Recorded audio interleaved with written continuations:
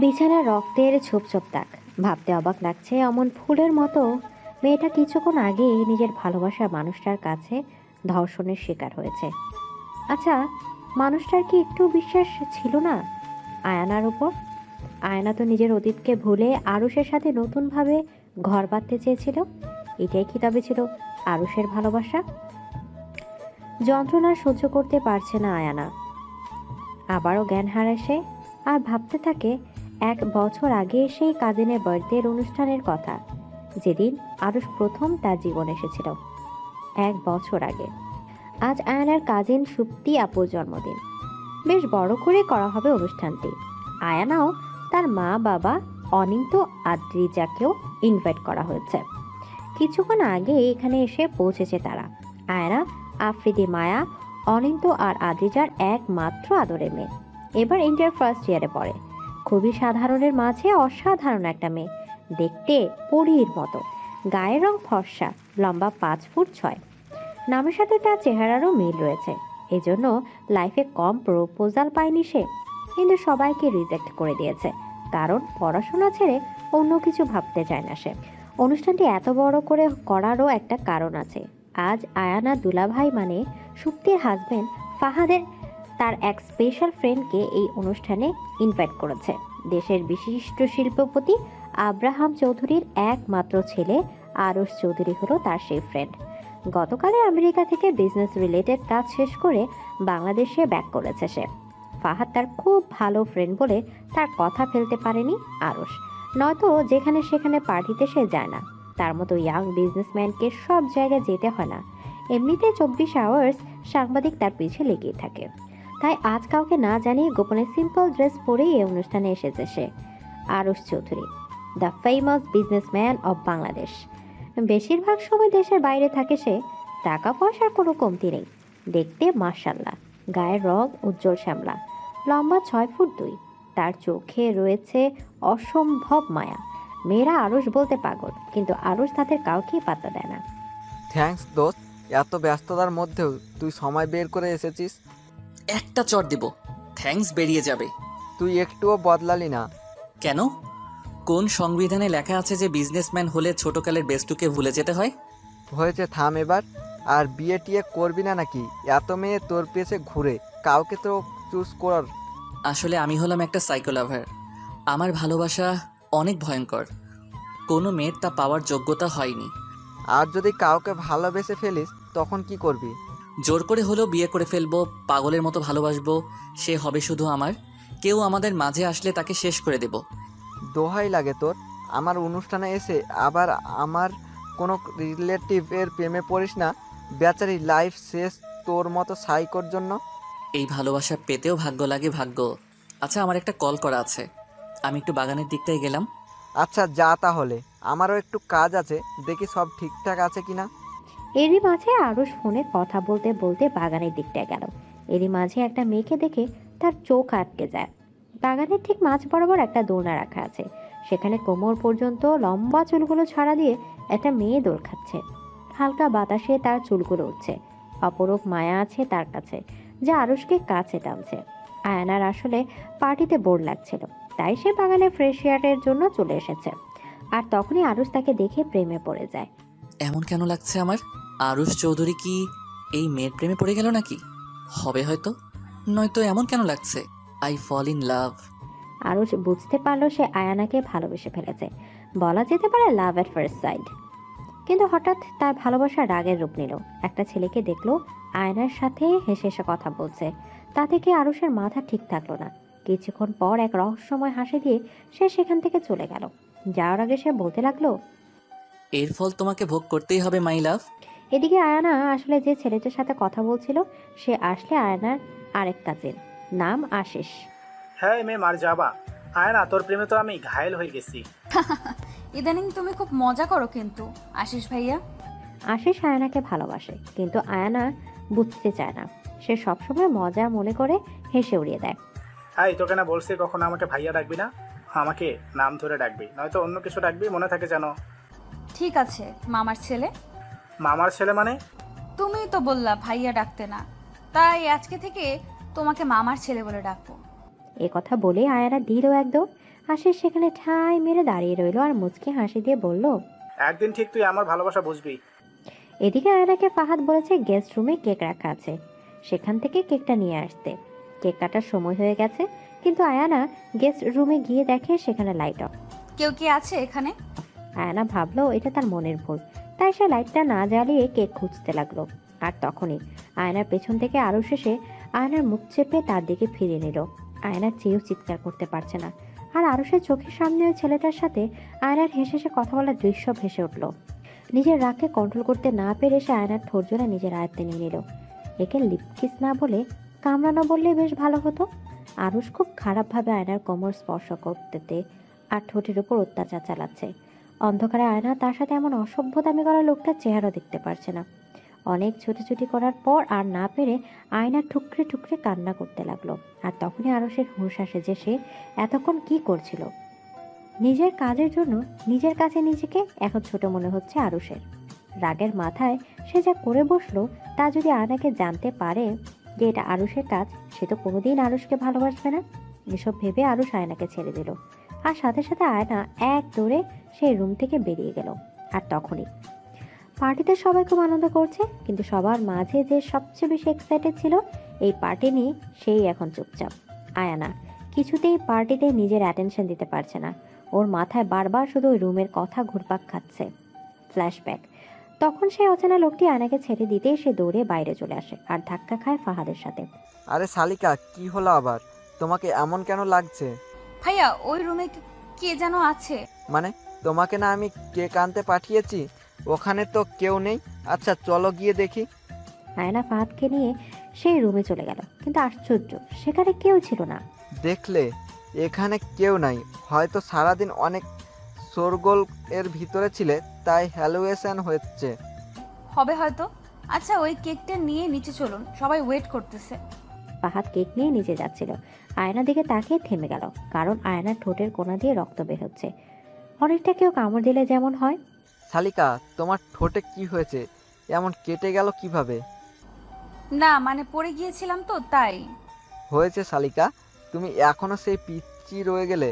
আচ্ছা চলো নিয়ে যাই, সবাই ওয়েট করছে। আর তারপর ওরা নিচে চলে গেল। আর তখন থেকে ও অন্যমনস্ক হয়ে আছে। হঠাৎ নিজের পিছে কার উপস্থিতি পেয়ে ওর ধ্যান ভাঙে। পিছে তাকাতে অনেকটা চমকে ওঠেও। আজব লোক তো আপনি, এইভাবে কেউ অপরিচিত কারোর এত কাছে এসে দাঁড়ায়। Oops, sorry. I am also sorry. আসলে আমি কিছুটা স্ট্রেসের ভেতরে ছিলাম, তাই আপনার সাথে এইভাবে কথা বলে ফেলেছি। It's okay. আপনি বোধহয় ফাহাদের শালিকা, রাইট? জি, কিন্তু আপনাকে ঠিক চিনলাম না। ফাহাদ ভাইয়ার কম বেশি সকল আত্মীয়দের তো আমি চিনি। আসলে আমি ফাহাদের ফ্রেন্ড। এতদিন আউট অফ কান্ট্রি ছিলাম। কি? তার মানে আপনি কি the famous businessman and top model mister Aarush Chowdhury? হ্যাঁ, আমি আরুষ। আপনি দাঁড়ান, আমি একটু আসছি। এ কথা বলে আয়না এখান থেকে কেটে পড়তে নিল। আরুষ বুঝতে পেরে একটা মুচকি হাসি দিয়ে বলল, তোমার ওই দুষ্টু মিষ্টি পাগলামি যে বারবার আমায় ঘায়েল করে, তোমার কাছে টানে। কি করে সামলাবো আমি নিজেকে? তারপর অনুষ্ঠানের মূল পর্যায়ে চলে আসে। সবাই একসাথে সত্যিকে উইশ করে, কেক কাটে, সবাইকে কেকের পিস একটু একটু করে খাইয়ে দেয়। তারপর গিফটের পালা। সবাই গিফট দিয়ে সুপ্তির রুম একদম ভরে ফেলেছে। এরপর সবাই আরও রাত পর্যন্ত আনন্দ করে বাড়ি চলে গেল। আর আরুষকে ফাহাদ অনেক রিকোয়েস্ট করেছিল আজ রাতটা থাকার জন্য, কিন্তু আরুষ কিছুতেই রাজি হয় না, কারণ আজ যে তার খুব দরকারি একটা কাজ রয়েছে। ফাঁকা একটা রুমে হাত পা বাঁধা অবস্থায় পড়ে আছে আশিস, কপাল ফেটে রক্ত গড়িয়ে পড়ছে। একটু আগে কিছু লোক বাড়ি ফেরার পথে আশিসকে উঠিয়ে এই বন্ধ ফ্যাক্টরিতে নিয়ে আসে। তারপর অনেক মারধর করে এই চেয়ারে বেঁধে রাখে। আশিস বারবার জিজ্ঞেস করছিল তারা কারা আর আশিসের সাথে তার কিসের শত্রুতা, কিন্তু সবাই শুধু বলেছে তাদের বস এসে আশিসকে সকল প্রশ্নের উত্তর দিবে। এরই মাঝে সেখানে আরুষ চলে আসে। তো কেমন লাগছে মিস্টার আশিস? খুব তো শখ ছিল আমার জান পাখির সাথে পিরিতের আলাপ করার। কে আপনি? আর আমি আপনার কোন জান পাখির সাথে কি করছি? কুতার বাচ্চা, এখন তুই নাটক করছিস? নাটক শোন, আয়ানা আমার জান, আমার কলিজা। আয়ানাকে শুধু আমি ভালোবাসবো, আমি। প্লিজ আমাকে যেতে দিন। আমি কথা দিচ্ছি আমি আর আয়নার সাথে কথাও বলবো না, ওর সাথে মিশবো না। Good boy. ওই তোরা একে নিয়ে হাসপাতালে ভর্তি করে দে, আর এর ফ্যামিলিকে সকালে ফোন করে দে। এরপর ওরা আরও কিছু সময় আশিসকে ধোলাই দিয়ে হাসপাতালে দিয়ে আসে। অন্যদিকে আয়না বাসায় বসে ভালোভাবে ফ্রেশ হয়ে নিল। রাতে শুয়ে শুয়ে ভাবছে যে ওই রুমটাতে কে ছিল। সে যদি চরিত্রহীন হতো তবে তখন আমায় আর বাইরে আসতে দিত না, কিন্তু সে তো ভালো লোকও নয়, আমার ঠোঁট দুটো ফুলিয়ে দিয়েছে। যাই হোক, এসব ভাবতে ভাবতে সে ঘুমিয়ে গেল। সকালে আবার ভার্সিটি যেতে হবে। আয়নার বেলকনির দরজা খোলা ছিল, তা দিয়ে আরুষ ভিতরে চলে আসে। বিনা চোখের পলকে এক দৃষ্টিতে তাকিয়ে আছে সে। আয়নাকে ঘুমের মাঝে পুরো বাচ্চা বাচ্চা লাগছে। আরুষ একটা মুচকি হাসি দিয়ে আয়নার কপালে একটা কিস করলো। এতে আয়না ঘুমের মাঝে হালকা কেঁপে উঠল। আরুষ আরও একটা চুমুকে সে রাতের মতো বাসায় চলে আসলো। পরদিন ভার্সিটিতে। আজ ভার্সিটিটা কেমন জানি উৎসব উৎসব। আয়না পরে তার বেস্ট ফ্রেন্ড মাহির কাছ থেকে জানতে পারে আগামীকাল নাকি ভার্সিটিতে নবীন বরণ, তাই এখন থেকে সবকিছু রেডি করা হচ্ছে। এবার অনুষ্ঠানটা এত বড় করে হচ্ছে কেন রে? কারণ আগামীকাল আমার ক্রাশ আসবে স্পেশাল গেস্ট হিসেবে। মানে কে আসবে? ভার্সিটির সব মেয়েদের crush, the famous businessman Arush. কি, আরুষ আসবে কলেজে? হুম, জানিস আমি খুব এক্সাইটেড। কাল খুব সুন্দর করে সেজে আসবো, তুইও আসবি কিন্তু। কি জানি, আমার আবার কোনো ক্রাশের উপর ইন্টারেস্ট নেই। হ্যাঁ তো জানি, তুই কত নিরামিষ। বাই দ্য রাস্তা, কাল কিন্তু শাড়ি পরে আসবি, সকলের ড্রেস কোড শাড়ি। ওকে, পরবো নে। চল এখন ক্লাসে যাই। এমনিতেই কেন জানি না মনে হচ্ছে কেউ আমাকে ফলো করতেছে। বাল। আয়না তো আর জানে না আরুষ এখন থেকে 24 আওয়ার্স ওকে ফলো করবে। তারপর ওরা ভালোভাবে ক্লাস করে বাসায় ফিরে আসলো। নবীন বরণের দিন সকালে। আজ কলেজ খুব সুন্দর করে সাজানো হয়েছে। এত বড় একজন গেস্ট আসবে বলে কথা। তার ছেলে মেয়েরাও পরিপাটি হয়ে সেজে গুজে এসেছে। সব মেয়েরা শাড়ি পরেছে, শুধু কিছু নবাব জাতি মানে বড়লোক বাবার বিগড়ে যাওয়া মেয়েরা বাদে। আর ছেলেরা পরেছে পাঞ্জাবি। সকাল 10টার দিকে অনুষ্ঠান শুরু হবে। আয়না ও মাহি একটু আগে এসেছে, কারণ অনুষ্ঠানের উপস্থাপিকা হিসেবে আয়নার উপর দায়িত্ব পড়েছে। পাশাপাশি মাহি একটু হেল্প করবে। আজ আয়ানা একটা নীল রঙের শাড়ি পরেছে। খুব সুন্দর করে কুচি দিয়ে পিঠ ও পেট বের করে, কারণ মাহি এভাবে স্টাইল করে ওয়েস্টার্ন শাড়ি পরেছে ও মাহি আয়ানাকে জোর করে এভাবে শাড়ি পরিয়েছে। আয়না কানে বড় বড় ঝুমকো পরেছে, গলায় একটা নেকলেস, চুলগুলো খোপা করা, খোপায় বেলি ফুলের মালা পরানো, মুখে হালকা মেকআপ ও ঠোঁটে গাঢ় লিপস্টিক। সব মিলে কোনো সাহিত্যের এক মায়াবতী রাজকন্যার মতো লাগছে তাকে। ওই মাহি, দেখ না, আমার কাছে এইভাবে শাড়ি পরতে ভালো লাগে না, কেমন খোলামেলা লাগছে। ধর, স্টিল কি বুঝিস না নাকি? তুই ফর্সা মানুষ, তোকে এভাবেই সুন্দর লাগছে। দেখ গিয়ে আজ কয়টা প্রপোজ পাস। ঘোড়ার ডিম পাবো। আচ্ছা, কথা বাদ দিয়ে এই স্ক্রিপ্টটা একবার রিভিশন দিতে দে। এখন সবাই চলে এসেছে। হ্যাঁ, আর আমার ক্রাশও চলে এসেছে। দেখ, গেট দিয়ে কত বড় একটা গাড়ি ঢুকেছে, আর সব মেয়েরা কিভাবে গিয়ে ধরেছে তাকে। মাহির কথা শুনে আয়ানাও গাড়ির দিকে তাকায়। ভেতরে আরশ বসা, খুব সুন্দর লাগছে ওকে আজ। সব মেয়েরা যেন পাগল হয়ে যাচ্ছে। আজ আরশ একটা নেভি ব্লু কালারের ভেতর একটা পাঞ্জাবি পরেছে, তার উপর ব্ল্যাক শেরওয়ানি, নিচে ব্ল্যাক পায়জামা, ব্ল্যাক শু, হাতে ব্র্যান্ডের রোলেক্স ঘড়ি, চুলগুলো একপাশে সাইড করা। তুই বসে বসে তোর ক্রাশকেই দেখতে থাক, আমি গেলাম স্টেজে। তারপর আয়ানা মাহিকে দেখে স্টেজে উঠে পড়লো। তারপর সকলকে সালাম দিয়ে এক এক করে সকল অতিথিদের শুভেচ্ছা জানালো। আরও শুধু দু চোখ ভরে আয়নাকে দেখছে। কি অপরূপাই না লাগছে ওকে শাড়িতে। লোকে ঠিকই বলে বাঙালি মেয়েদের শাড়িতেই মানায়, কিন্তু আরুষের এই হাসি খুশি ভাবটা বেশিক্ষণ থাকলো না। মুহূর্তে তা রাগে পরিণত হলো। এর আবার যথেষ্ট কারণও রয়েছে। একে তো আয়ানাকে দেখার অধিকার শুধু আরুষের আছে, আর কারণে তবু আয়ানা এভাবে নিজের শরীর দেখে শাড়ি পরেছে। তার উপর অনুষ্ঠানে আসা সব ছেলেরা হা করে তাকিয়ে আছে আয়ানার দিকে, তার চোখ দিয়ে গিলে খাচ্ছে। আরুষ খুব কষ্টে নিজের রাগ কন্ট্রোল করে ব্যর্থ চেষ্টা চালালো। যত যা হোক, সে হলো স্পেশাল গেস্ট, অন্তত অনুষ্ঠানের অর্ধেক সময় পর্যন্ত তাকে এসব সহ্য করতে হবে। পরে সে আয়ানাকে তার কৃতকর্মে সাজা দেবে। এদিকে আয়না খুব সুন্দরভাবে উপস্থাপন করছে। বিভিন্ন বিভাগের ছাত্রছাত্রীরা নানা খেলা ও নাচ গানে অংশ নিয়েছে। এভাবে অনুষ্ঠানে প্রায় অর্ধেক সময় কেটে যায় ও মাঝে একটা বিরতি আসে। আয়না তার শাড়ির কুচি ঠিক করতে করতে স্টেজের পেছনের রাস্তা দিয়ে বাইরে যাচ্ছিল। এই সময় দিকটা একটু নীরব, তেমন মানুষজন নেই। যখনই আয়না ভাঙা ক্লাসরুমটার পাড়ে দিয়ে যাচ্ছিল, তখনই পেছন থেকে দুটি হাত তাকে সেই ক্লাসরুমে টেনে নিয়ে যায়। আয়না যেই না চিৎকার করতে যাবে, দেখে আরুষ তার মুখ চেপে ধরেছে। আয়না ভীষণ অবাক হয় আরুষের এই ব্যবহারে। আবার আরুষের রাগী চেহারা দেখে ভয়ও পেয়ে যায়। কি সমস্যা তোমার?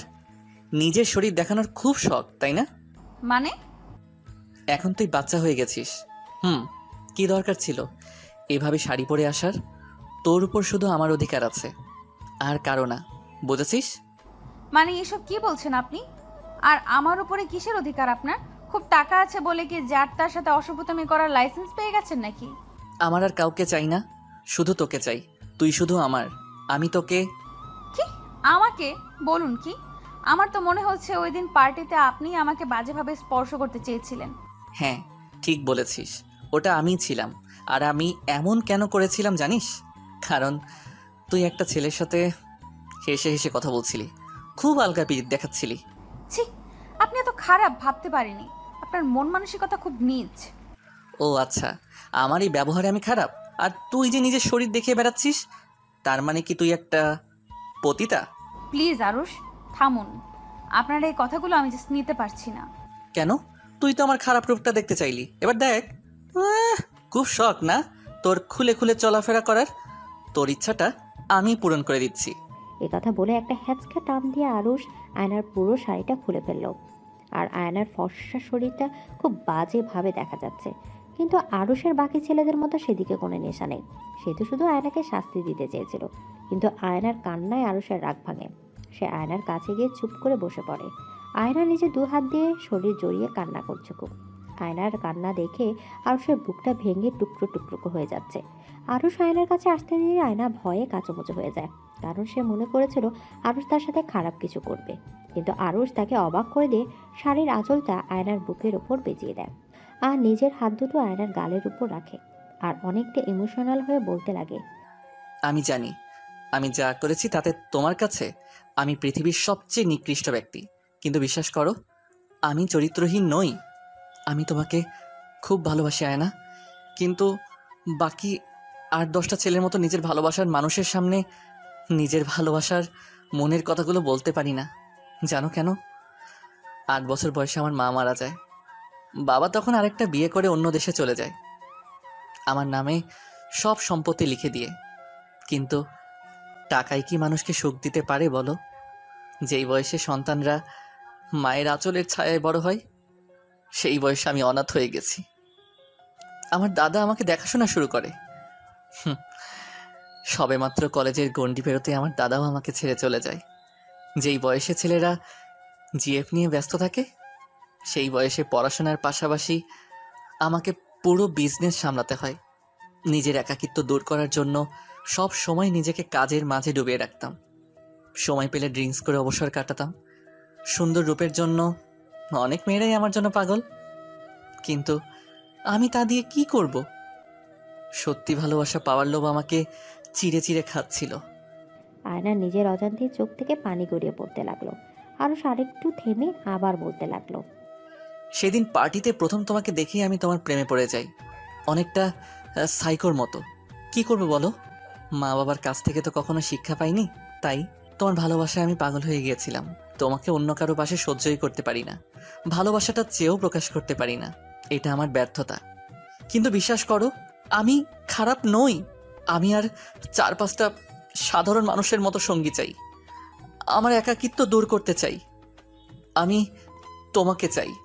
আয়না এতক্ষণ চুপ করে এক দৃষ্টিতে আরুষের দিকে তাকিয়েছিল। হঠাৎ আয়না আরুষকে অবাক করে। নদীর তীরে বসে আছে দুজন। নদীর স্রোত তার আপন গতিতে চলছে, আর আয়না চুপচাপ নদীর পানির দিকে তাকিয়ে আছে। আর আরুষ সে তো সূর্যাস্তের এই স্নিগ্ধ আলোয় আয়নাকে দেখছে। কিছুক্ষণ নীরব থাকার পর আরুষ বলে উঠল, আমি কিন্তু আমার জবাবটা পাইনি। কিসের জবাব? ওই যে তখন তুমি আমার কথা শুনে এভাবে আমাকে জড়িয়ে ধরলে কেন? তুমি কি আমায়... অনুতাপের জন্য। আপনার কথা না জেনেই আপনাকে এত কথা শুনিয়েছি, তাই ভীষণ অনুতপ্ত হচ্ছিলাম। এর বেশি কিছু না। আর আপনি যদি ভেবে থাকেন আমি আপনাকে ভালোবেসে ফেলেছি, এটা আপনার ভুল ধারণা। আপনি আমার সাথে যেই ব্যবহার করেছেন। সরি, আসলে তোমার পাশে কেন জানি আমি কাউকে সহ্যই করতে পারি না। বুঝলাম। বাই দ্য ওয়ে, আমি বাড়ি যাব, এমনিতেই অনেক লেট হয়ে গেছে। আয়ানা, আমি একটা রিকোয়েস্ট করব, রাখবে? চেষ্টা করব। আগামী 7টা দিন তুমি কি আমার প্রেমিকা হবে?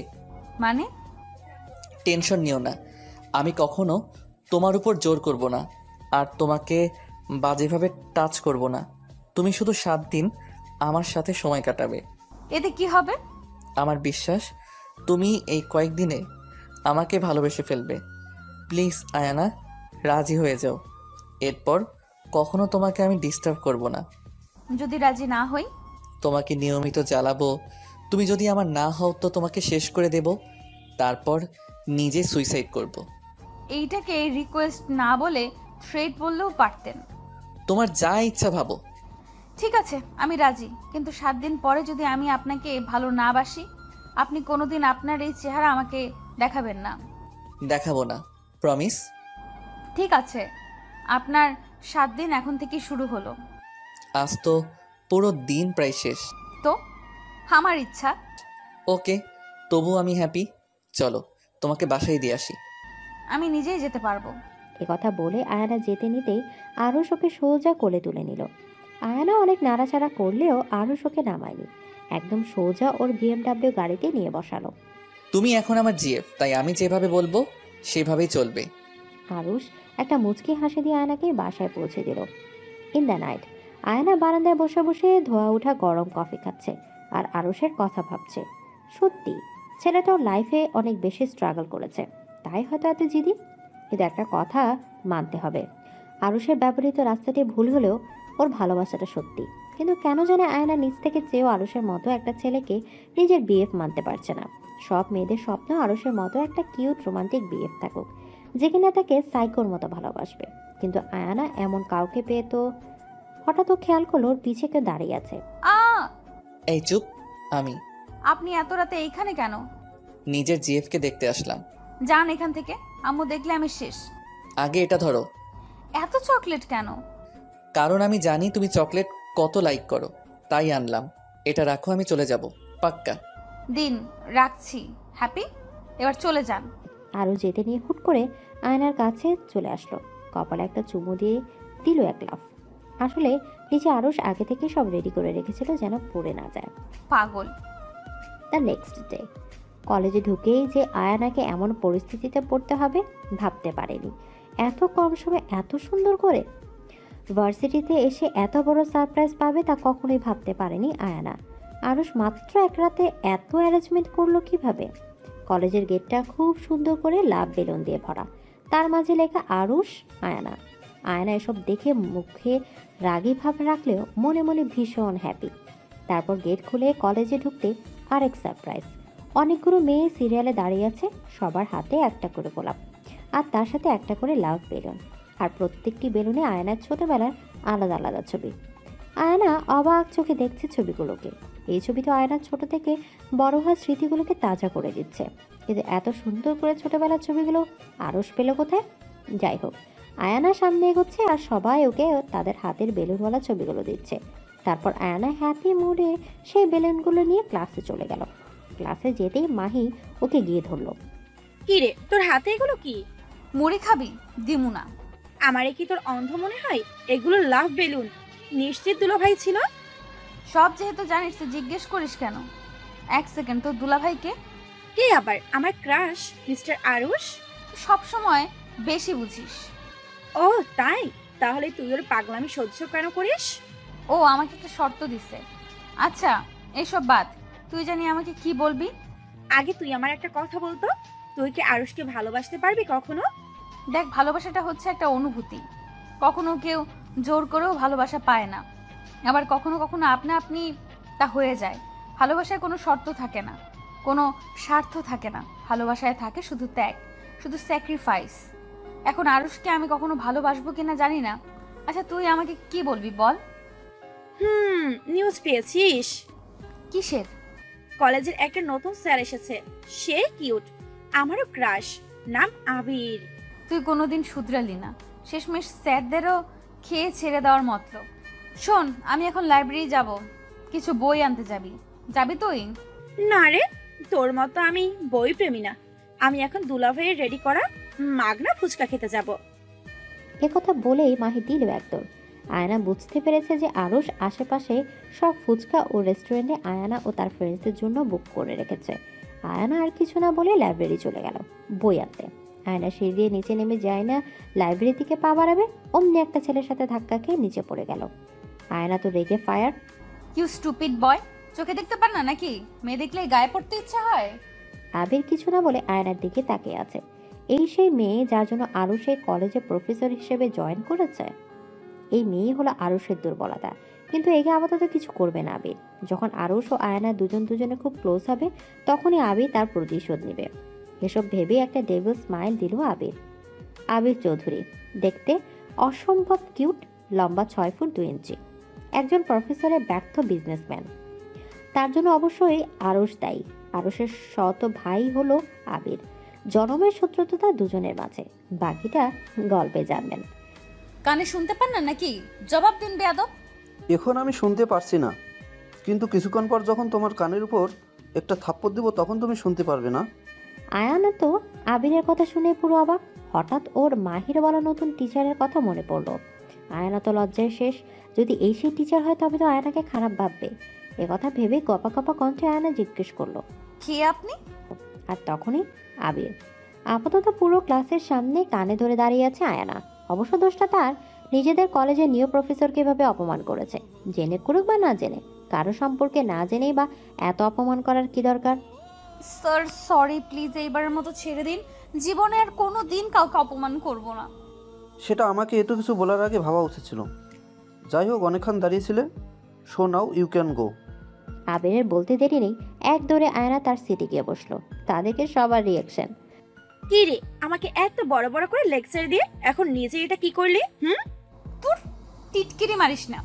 আমি যদি জানতাম সে আমার টিচার, তবে মরে গেলেও এমন মিসবিহেভ করতাম না। এভরিবডি অ্যাটেনশন প্লিজ, সবাই আজকে নিউ লেসন বের করো। তারপর সবাই যথারীতি ক্লাস করলো। সারাদিন ক্লাস করে বাসায় এসে আয়ানা একটা লম্বা শাওয়ার নিয়ে টাওয়াল পেঁচিয়ে বের হলো। আয়ানা দাঁড়িয়ে আছে আয়নার সামনে আর কথা বলছে নিজের সাথে নিজে। কি আছে রে তোর ভেতরে আয়না, যে এত মেয়ে থাকে আরুষের মতো স্পেশাল কেউ তোকেই চুজ করলো? আচ্ছা তুই বা এত কেন ভাবছিস আরুষকে নিয়ে? আবার প্রেমে টেমে পড়লি নাকি? এসব ভাবতে ভাবতেই আনমনে হেসে উঠলো আয়ানা।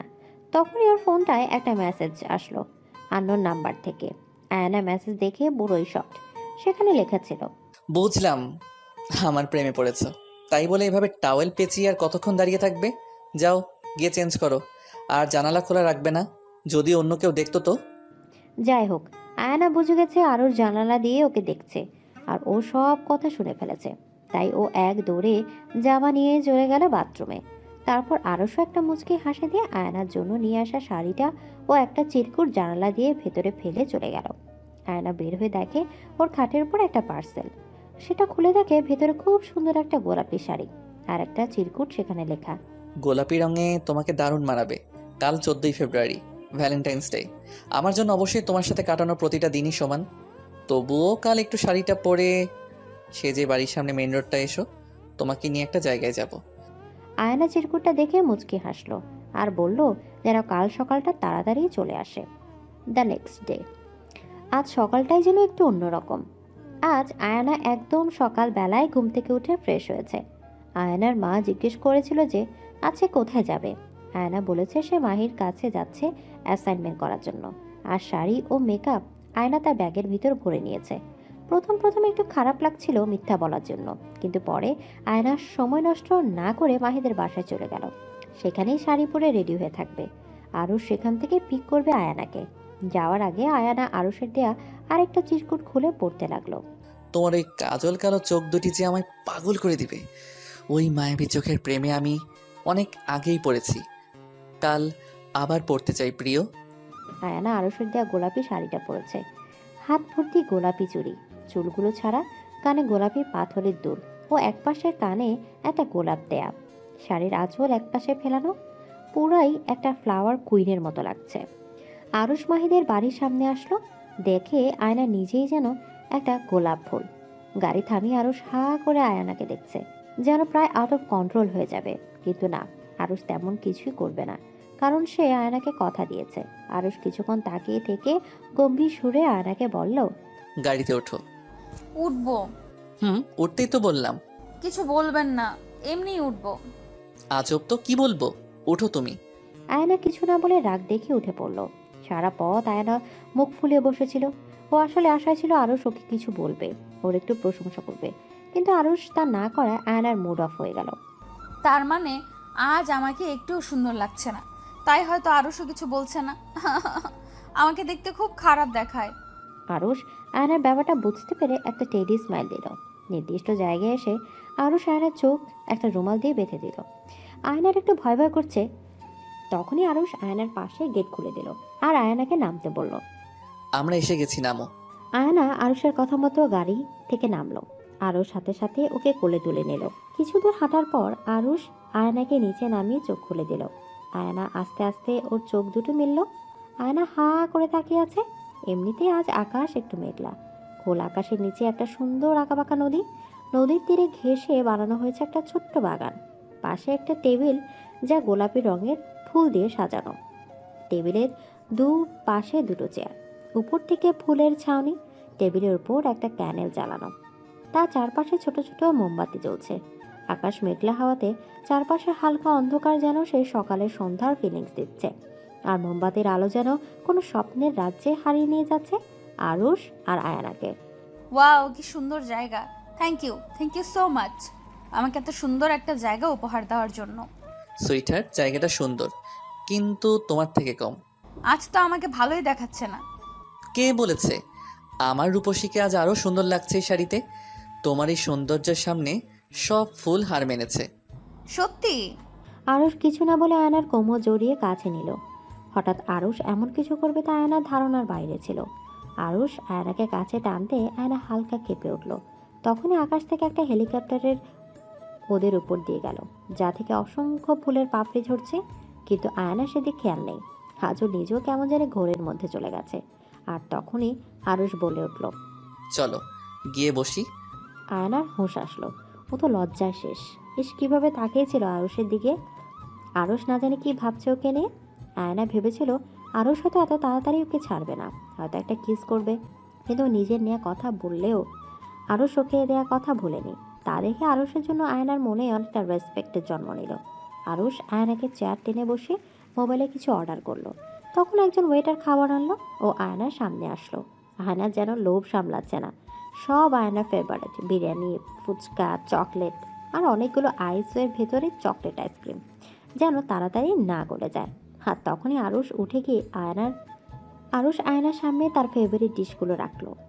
আরুষকে তার কিছু বলার সুযোগ না দিয়ে আয়না গাপুস গুপুস করে ফুচকা মুখে ঢুকাতে লাগলো, সাথে ইচ্ছা মতো টক।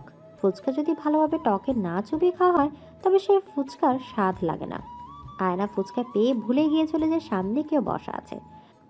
আরুষ তো আয়নার খাওয়া দেখে হাসবে না কাঁদবে কিছুই বুঝতে পারছে না।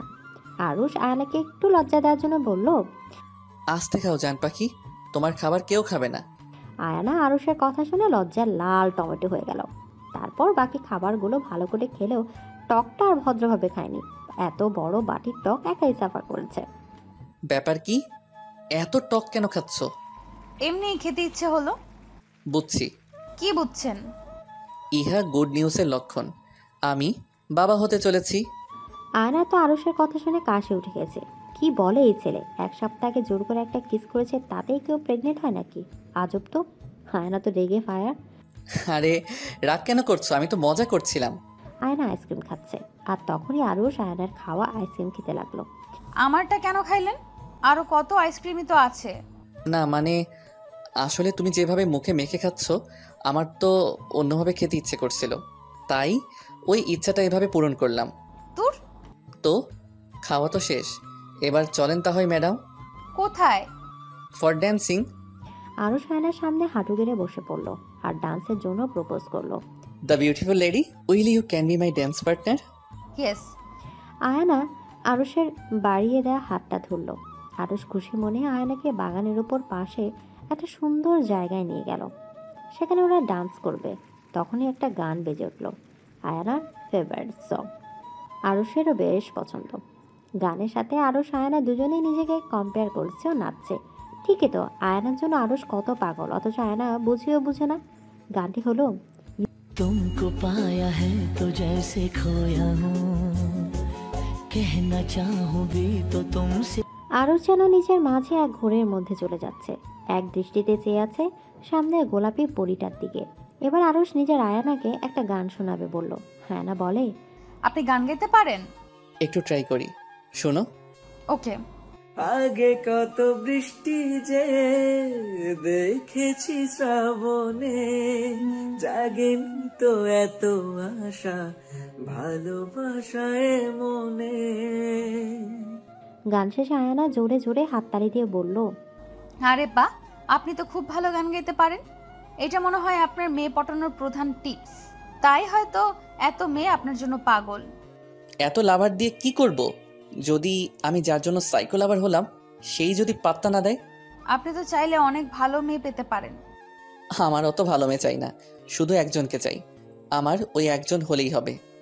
আয়না আর কিছু বলল না। হঠাৎই বৃষ্টি শুরু হয়ে গেল। আরুষ তো এক দৌড়ে পাশের একটা ভাঙা ছাউনির নিচে গিয়ে দাঁড়ালো। বারবার আয়নাকে ডাকছে, কিন্তু আয়না তো বৃষ্টি বলতে পাগল। ও আরও বাগানের মাঝে গিয়ে দুহাত মেলে চারপাশে ঘুরছে আর খুশিতে আত্মহারা হয়ে পড়েছে। আর তখনই প্রবল বৃষ্টিতে আয়না ভিজে একাকার। দুহাত মেলে আয়না বৃষ্টিতে ভিজছে আর হাসছে। আরুষকে এক ধ্যানে তাকিয়ে আছে আয়নার দিকে। জর্জেটের পাতলা শাড়িটা বৃষ্টিতে ভিজে পুরো শরীরের সাথে লেপটে গেছে, কিন্তু আরুষের সেদিকে কোনো খারাপ নজর নেই। সে তো আয়নার মিষ্টি হাসি দেখেই ব্যস্ত। আয়নার এতক্ষণ খেয়াল না থাকলেও এখন সে বেশ বুঝতে পারছে সে যে কত বড় বাচ্চামো করে ফেলেছে। আরুষ তো আয়নাকে দেখতে দেখতে একদম কাছে চলে এসেছে। আর তখনই আয়নাকে পেছনে ফিরতেই তার চুলের পানি দিয়ে আরুষের মুখের অবস্থা 12টা বেজে গেছে। আর আরুষও ওই প্রথম বৃষ্টিতে ভিজেছে। আয়না দূরে যেতে নিলেই আরুষ ওকে জড়িয়ে ধরল। আয়না নিঃশ্বাস যেন বেরিয়ে গেছে। আর তখনই আরুষ নিজের অজান্তে আয়নার কপালে একটা কিস করে বসলো। আয়নাও কিছু বলছে না বলে আরুষ ভেবেছে হয়তো আয়না রাগ করেছে। এভাবে সেখান থেকে চলে আসতে নিলেই আয়না আরুষকে কাছে টেনে নিল। আরুষ তো পুরোই শখ। আর তখনই আরুষকে আরও অবাক করে দিয়ে আয়না তার ঠোঁট দিয়ে আরুষের ঠোঁট পুরো দখল করে নিল। আরুষও কিছু বলছে না, এক প্রকার তাল মেলাচ্ছে। কিন্তু দুজনের হুঁশ আসতে দুজন দুজনকে হালকা একটা ধাক্কা দিল। আয়না লজ্জায় শেষ। আর তখনই আরুষ পরিস্থিতি স্বাভাবিক করতে বলল, চলো, বৃষ্টি বেড়েই যাচ্ছে, তোমাকে বাসায় দিয়ে আসি। আয়না কিছু বলল না, শুধু মাথা নাড়িয়ে হ্যাঁ সূচক নির্দেশনা দিল। আরুষ আয়নাকে গাড়িতে নিয়ে ওর বাসায় পৌঁছে দিল। গাড়ি থেকে নামার আগে আরুষ আয়নাকে একটা নাপা সিরাপ খাইয়ে দিল। আয়না মনে মনে ভাবলো ছেলেটা যেমন ভালোবাসে ততটা কেয়ারও করে। কালই আয়না আরুষকে বলে দিবে যে সে আরুষকে ভালোবাসে। শুনুন, বলবে কিছু? কালকে আমি আপনাকে কিছু বলবো। ওকে, বলবে, সমস্যা নেই। কালকে তোমাকে একটা স্পেশাল জায়গায় নিয়ে যাব, সেখানে গিয়ে যা বলার বলবে। আচ্ছা। তারপর আয়না ওর বাসায় চলে গেল। মাঝপথে ড্রেস চেঞ্জ করে এসেছিল, তাই বাসায় কেউ বুঝতে পারেনি। খোলা আকাশের ছাদের এক কোণে পা ঝুলিয়ে বসে আছে আরুষ। আজ আকাশের চাঁদটা একটু বেশি সুন্দর। কাল আরও সুন্দর লাগবে দেখতে, কারণ আগামীকাল তো পূর্ণিমা। আর তার সাথে আগামীকাল হয়তো আয়নারও তার ভালোবাসার কথাটা বলবে। এসব ভাবছে আর কফির কাপে একটা করে চুমুক দিচ্ছে। অন্যদিকে আয়নাও চাঁদের দিকে তাকিয়ে আছে। দুজনেই জানে না যে তারা একই সময় একে অপরের কথা ভাবছে। তাদের অজান্তে ভাবনার সাক্ষী হয়ে আছে এই চারটা। এখন শুধু কালকের অপেক্ষা, দ্য নেক্সট ডে। আজ আয়ানের মনটা খুব ভালো। যথারীতি আজকেও খুব সুন্দর করে পরিপাটি হয়ে কলেজে এসেছে সে। আজ কলেজ ছুটি দিলে বাসায় না গিয়ে আরুষের কাছে যাবে। এসব ভাবনার মাঝেই তৃতীয় পিরিয়ড শেষে মাহিও আয়নার স্কুলের পেছনের গাছের তলা গিয়ে বসলো। তো বল, তোর প্রেমের কি খবর? ভালোই তো। যাক বাবা, শেষে অন্তত স্বীকার করলে যে তুই আরুষ চৌধুরীর প্রেমে পড়েছিস। এখনো ওকে বলিনি, তবে আজ বলবো। তোর কি খবর? আমার তো আর তোর মতন ভাগ্য নেই যে সাইকো লাভার পাবো, তবে একজনকে বেশ ভালো লাগে। তা কে সে? মেঘ, তার নাম মেঘ। সবচেয়ে অবাক করার বিষয় হলো সে আরুষের বেস্ট ফ্রেন্ড। তবে তো বেশ ভালোই হলো, কিন্তু তোর সাথে পরিচয় কিভাবে? সে এক লম্বা কাহিনী, পরে বলবো। মাহি ও আয়ানা কথা বলছিল, এর মাঝে সেখানে একটা মেয়ে আসলো। দুজনেই মেয়েটার দিকে তাকালো। শ্যামল বর্ণের মেয়েটার চেহারায় অনেক মায়া। পরনে খুব কম দামি একটা থ্রি পিস। দেখে খুবই সিম্পল পরিবারের মেয়ে মনে হচ্ছে। মেয়েটা কেমন যেন অসহায় দৃষ্টিতে তাকিয়ে আছে আয়ানার দিকে। আয়ানাই বলতে লাগলো, কে তুমি আপু, কিছু বলবে? মেয়েটা কিছু বলছে না। ভয়ে ওর হাত পা কাঁপছে। বারবার এদিক সেদিক তাকাচ্ছে, মনে হচ্ছে কেউ ওকে ভয় দেখাচ্ছে। আয়ানাও ব্যাপারটা বুঝতে পারলো। কিছু কি বলবে আপু? কাউকে কি ভয় পাচ্ছো? একটু সাইডে আসবেন? নিশ্চয়ই। এবার বল। দোহাই আপনার, আরুষের জীবন থেকে সরে যান। আমি চাই না আমার মতো আপনার লাইফটাও শেষ হোক। কি যাতা বলছেন? আরুষ খুবই ভালো ছেলে, আমাকে ভালোবাসে। ভালোবাসা? ওর মতো ছেলে ভালোবাসতে জানে না, ও শুধু ঠকাতে জানে। Enough is enough. অনেক শুনেছি আপনার ফালতু কথা। আর না, আপনার এসব কথার কোনো প্রুফ আছে? আছে, ও আমাকেও ঠকিয়েছে। ও শুধু মেয়েদের শরীর চায়, এমন পাগলের মতো ভালোবাসার অভিনয় করে। একবার ওই দেহটা পেলে তাকে ছেড়ে দেয়। ওদের মতো হাই ক্লাস ছেলেরা এমনই হয়। না হয় একবার ভাবো, এত ভালো ভালো মেয়ে থাকতে ও তোমাকেই কেন চুজ করলো, ভাবো। চুপ, একদম চুপ। তুই একটা ফ্রড। আমাকে পারলে তোর একটা কথার প্রুফ দে। এই যে আপু, প্রুফ। এই কথা বলে মেয়েটা আয়ানা ওর ফোনের কিছু ছবি দেখালো, যা দেখে আয়ানার পায়ের নিচের মাটি সরে গেল। সেখানে আরুষের মতোই দেখতে একটা ছেলে মেয়েটার সাথে খুবই অন্তরঙ্গভাবে ছবি তুলেছে। আয়ানা আর থাকতে পারছে না, ওর দম বন্ধ হয়ে যাচ্ছে। হঠাৎ ও ওখানে সেন্সলেস হয়ে পড়ে, আর সেই রহস্যময় মেয়েটা ঠোঁটের কোণে একটা রহস্যের হাসি দিয়ে সেখান থেকে চলে যায়। বিকেলবেলা আয়না চোখ খুলে নিজেকে হাসপাতালে বেডে আবিষ্কার করলো। দেখতে পায় পাশে মাহি ও আরুষ বসে আছে। আরুষের মুখটা শুকনো শুকনো, চোখ দুটো ফোলা ফোলা, দেখে মনে হচ্ছে সারাদিন কিছু খায়নি। জান পাখি, কি হয়েছে তোমার? মাহি, একটু বাইরে যা। ওকে কেন পাঠালে? কি হয়েছে? থামুন। আপনার ওই নোংরা হাত দিয়ে আমাকে স্পর্শ করবেন না। মানে কি বলছো এসব? বাহ, কি সুন্দর অভিনয়। লজ্জা করে না আপনার মেয়েদের জীবন নিয়ে খেলতে? আমার আগে না জানি আরো কত মেয়ের জীবন নিয়ে খেলেছেন। আরুষ আর নিজের রাগকে কন্ট্রোল করতে পারলো না, সাজরে একটা থাপ্পড় বসিয়ে দিল আয়ানের গালে। ফর্সা গালটা লাল টকটক করছে। দেখ, তোকে ভালোবাসি তার মানে এই না যে তুই যা ইচ্ছা তাই বলার লাইসেন্স পেয়ে গেছিস। আপনার মতো জানোয়ারের কাছ থেকে এইটাই আশা করা যায়। আপনি তো শুধু মেয়েদের শরীর চান। যেমন প্রথম দিন আমারটা চেয়েছেন, কিন্তু যখন তা পাননি বা পারেননি, মিথ্যা অভিনয় শুরু করেছেন। ব্যাস, অনেক হয়েছে। কে বলেছে তোমায় এগুলো? আমি তোমাকে ভালোবাসি, তোমায় বিয়ে করতে চাই। থু থু, এমন স্বপ্ন না জানি আরো কত মেয়েকে দেখিয়েছেন। কি প্রমাণ এই ছবিগুলোর? একথা বলে আয়না ওই মেয়েটার দেয়া ছবিগুলো আরুষকে দেখালো। আরুষ দেখে বুঝে গেল ছবিগুলো এডিট করা, কিন্তু আরুষ তো ভাবতো আয়না ওকে ভালোবাসে। আর ভালোবাসার মানুষের প্রতি কি একটু বিশ্বাস করা যায় না? জান পাখি, বিশ্বাস করো, এগুলো সব মিথ্যে। আমি তুমি ছাড়া অন্য কোনো মেয়ের কথা ভাবতেও পারি না। আর কত মিথ্যে বলবেন? প্লিজ আমার সামনে থেকে চলে যান, আর পারলে কোনো দিনও আমার সামনে আসবেন না। এসব কি বলছো? তুমি না আমায় ভালোবাসো? আমাকে ছাড়া থাকতে পারবে? আজব তো। আমি কখন বলেছি যে আমি আপনাকে ভালোবাসি? I just hate you. আর কোনো দিন যদি আমার সামনে আসেন তো আমার মরা মুখ দেখবেন। তার আর প্রয়োজন নেই। শুধু একটা কথা মনে রেখো, ভালোবাসায় বিশ্বাস জিনিসটা খুব দরকার, খুব দরকার। এ কথা বলে আরুষ সেখান থেকে চলে গেল। আজকের পর আরুষ আর কখনো আয়নার সামনে আসবে না, জীবন্ত লাশ হয়ে বেঁচে থাকবে। হায় রে ভালোবাসা! মানুষ ভালোবাসার জন্য কি না ত্যাগ স্বীকার করে, অথচ সামান্য বিশ্বাসের অভাবে এমন অনেক ভালোবাসার গল্প অসম্পন্ন থেকে যায়। আদৌ কি কখনো ওরা দুজন দুজনের মনের কথা জানতে পারবে? হবে কি কখনো ওদের ভালোবাসার জয়? আর কে সেই ষড়যন্ত্রকারী যে ওদের আলাদা করে দিল? প্রশ্ন রইল পাঠকদের কাছে। সময় যে কারোর জন্য অপেক্ষা করে না। এ সময় মানুষের জীবনের জন্য খুবই মূল্যবান। জীবন থেকে একবার যে সময় চলে যায় তা আর কখনোই ফেরত পাওয়া যায় না। এটাই প্রকৃতির নিয়ম। জীবনে অনেক পরিস্থিতির শিকার আমরা হই, যেখানে সামান্য একটু সময়ের জন্য আমরা অনেক বড় কিছু হারিয়ে ফেলি। কখনো বা ভালো সময়গুলো খুব তাড়াতাড়ি কেটে যায়, কখনো বা প্রিয় মানুষটার কাছ থেকে দূরে থাকার সময়টা যেন কাটতেই চায় না। 11 মাস পর আজ আরুষের সাথে শেষ দেখা হওয়ার পর থেকে 11 মাস পূর্ণ হলো। আরুষের কাছ থেকে দূরে থাকার প্রতিটা দিনই যেন আয়নার কাছে এক একটা মাসের মতো কেটেছে। নিজের অজান্তে আয়না আরুষকে অবিশ্বাস করে কত বড় ভুল করেছে তা এখন হাড়ে হাড়ে টের পাচ্ছে আয়না। সে যে আরুষকে খুব ভালোবাসতো।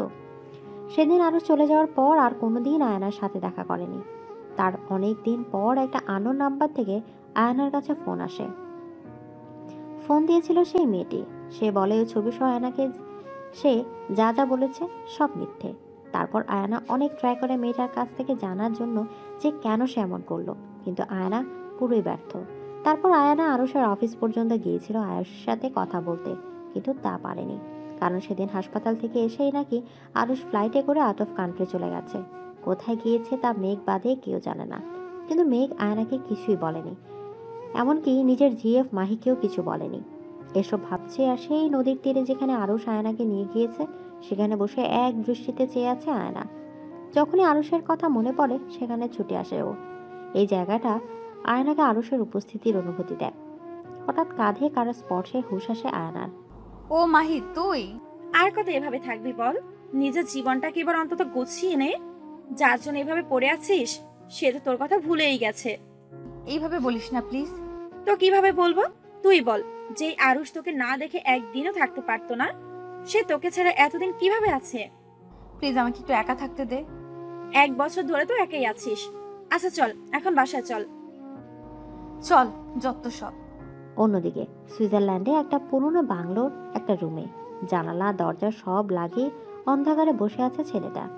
পাশে হাই কোয়ালিটির নানা বিদেশি মদের বোতল, আর চারপাশে নিকোটিনের সিসার ধোয়া যেন মানুষটাকে দেখাই যাচ্ছে না। হঠাৎ দরজায় নক হলো। আর কতদিন নিজেকে এভাবে রাখবি আরুষ? এবার তো মাফ কর মেয়েটাকে। নিজেও কষ্ট পাচ্ছিস আর মেয়েটাকেও কষ্ট দিচ্ছিস। কষ্ট? কিসের কষ্ট? আমি তো একদম ঠিক আছি। দেখো চারপাশে কত ধোঁয়া। এই নিকোটিনের ধোঁয়ায় আমার প্রকৃত সাথী। দেখ, আয়না কিন্তু নিজের ভুল বুঝতে পারছে। প্লিজ এবার অন্তত সবার সামনে আয়। কেন? তুই তো আছিস। আমার বিজনেস তো এখনো দেশের টপে আছে। আর পারবো না আমি। আমার নিজেরও একটা লাইফ আছে। আর ওই আবির, ওই তো এইসবের জন্য দায়ী। তুই ওকে কেন কিছু করছিস না? যেখানে নিজের ভালোবাসার মানুষটাই বিশ্বাস করলো না সেখানে অন্যকে দায়ী করে কি লাভ? তোকে একটা কথা বলার ছিল।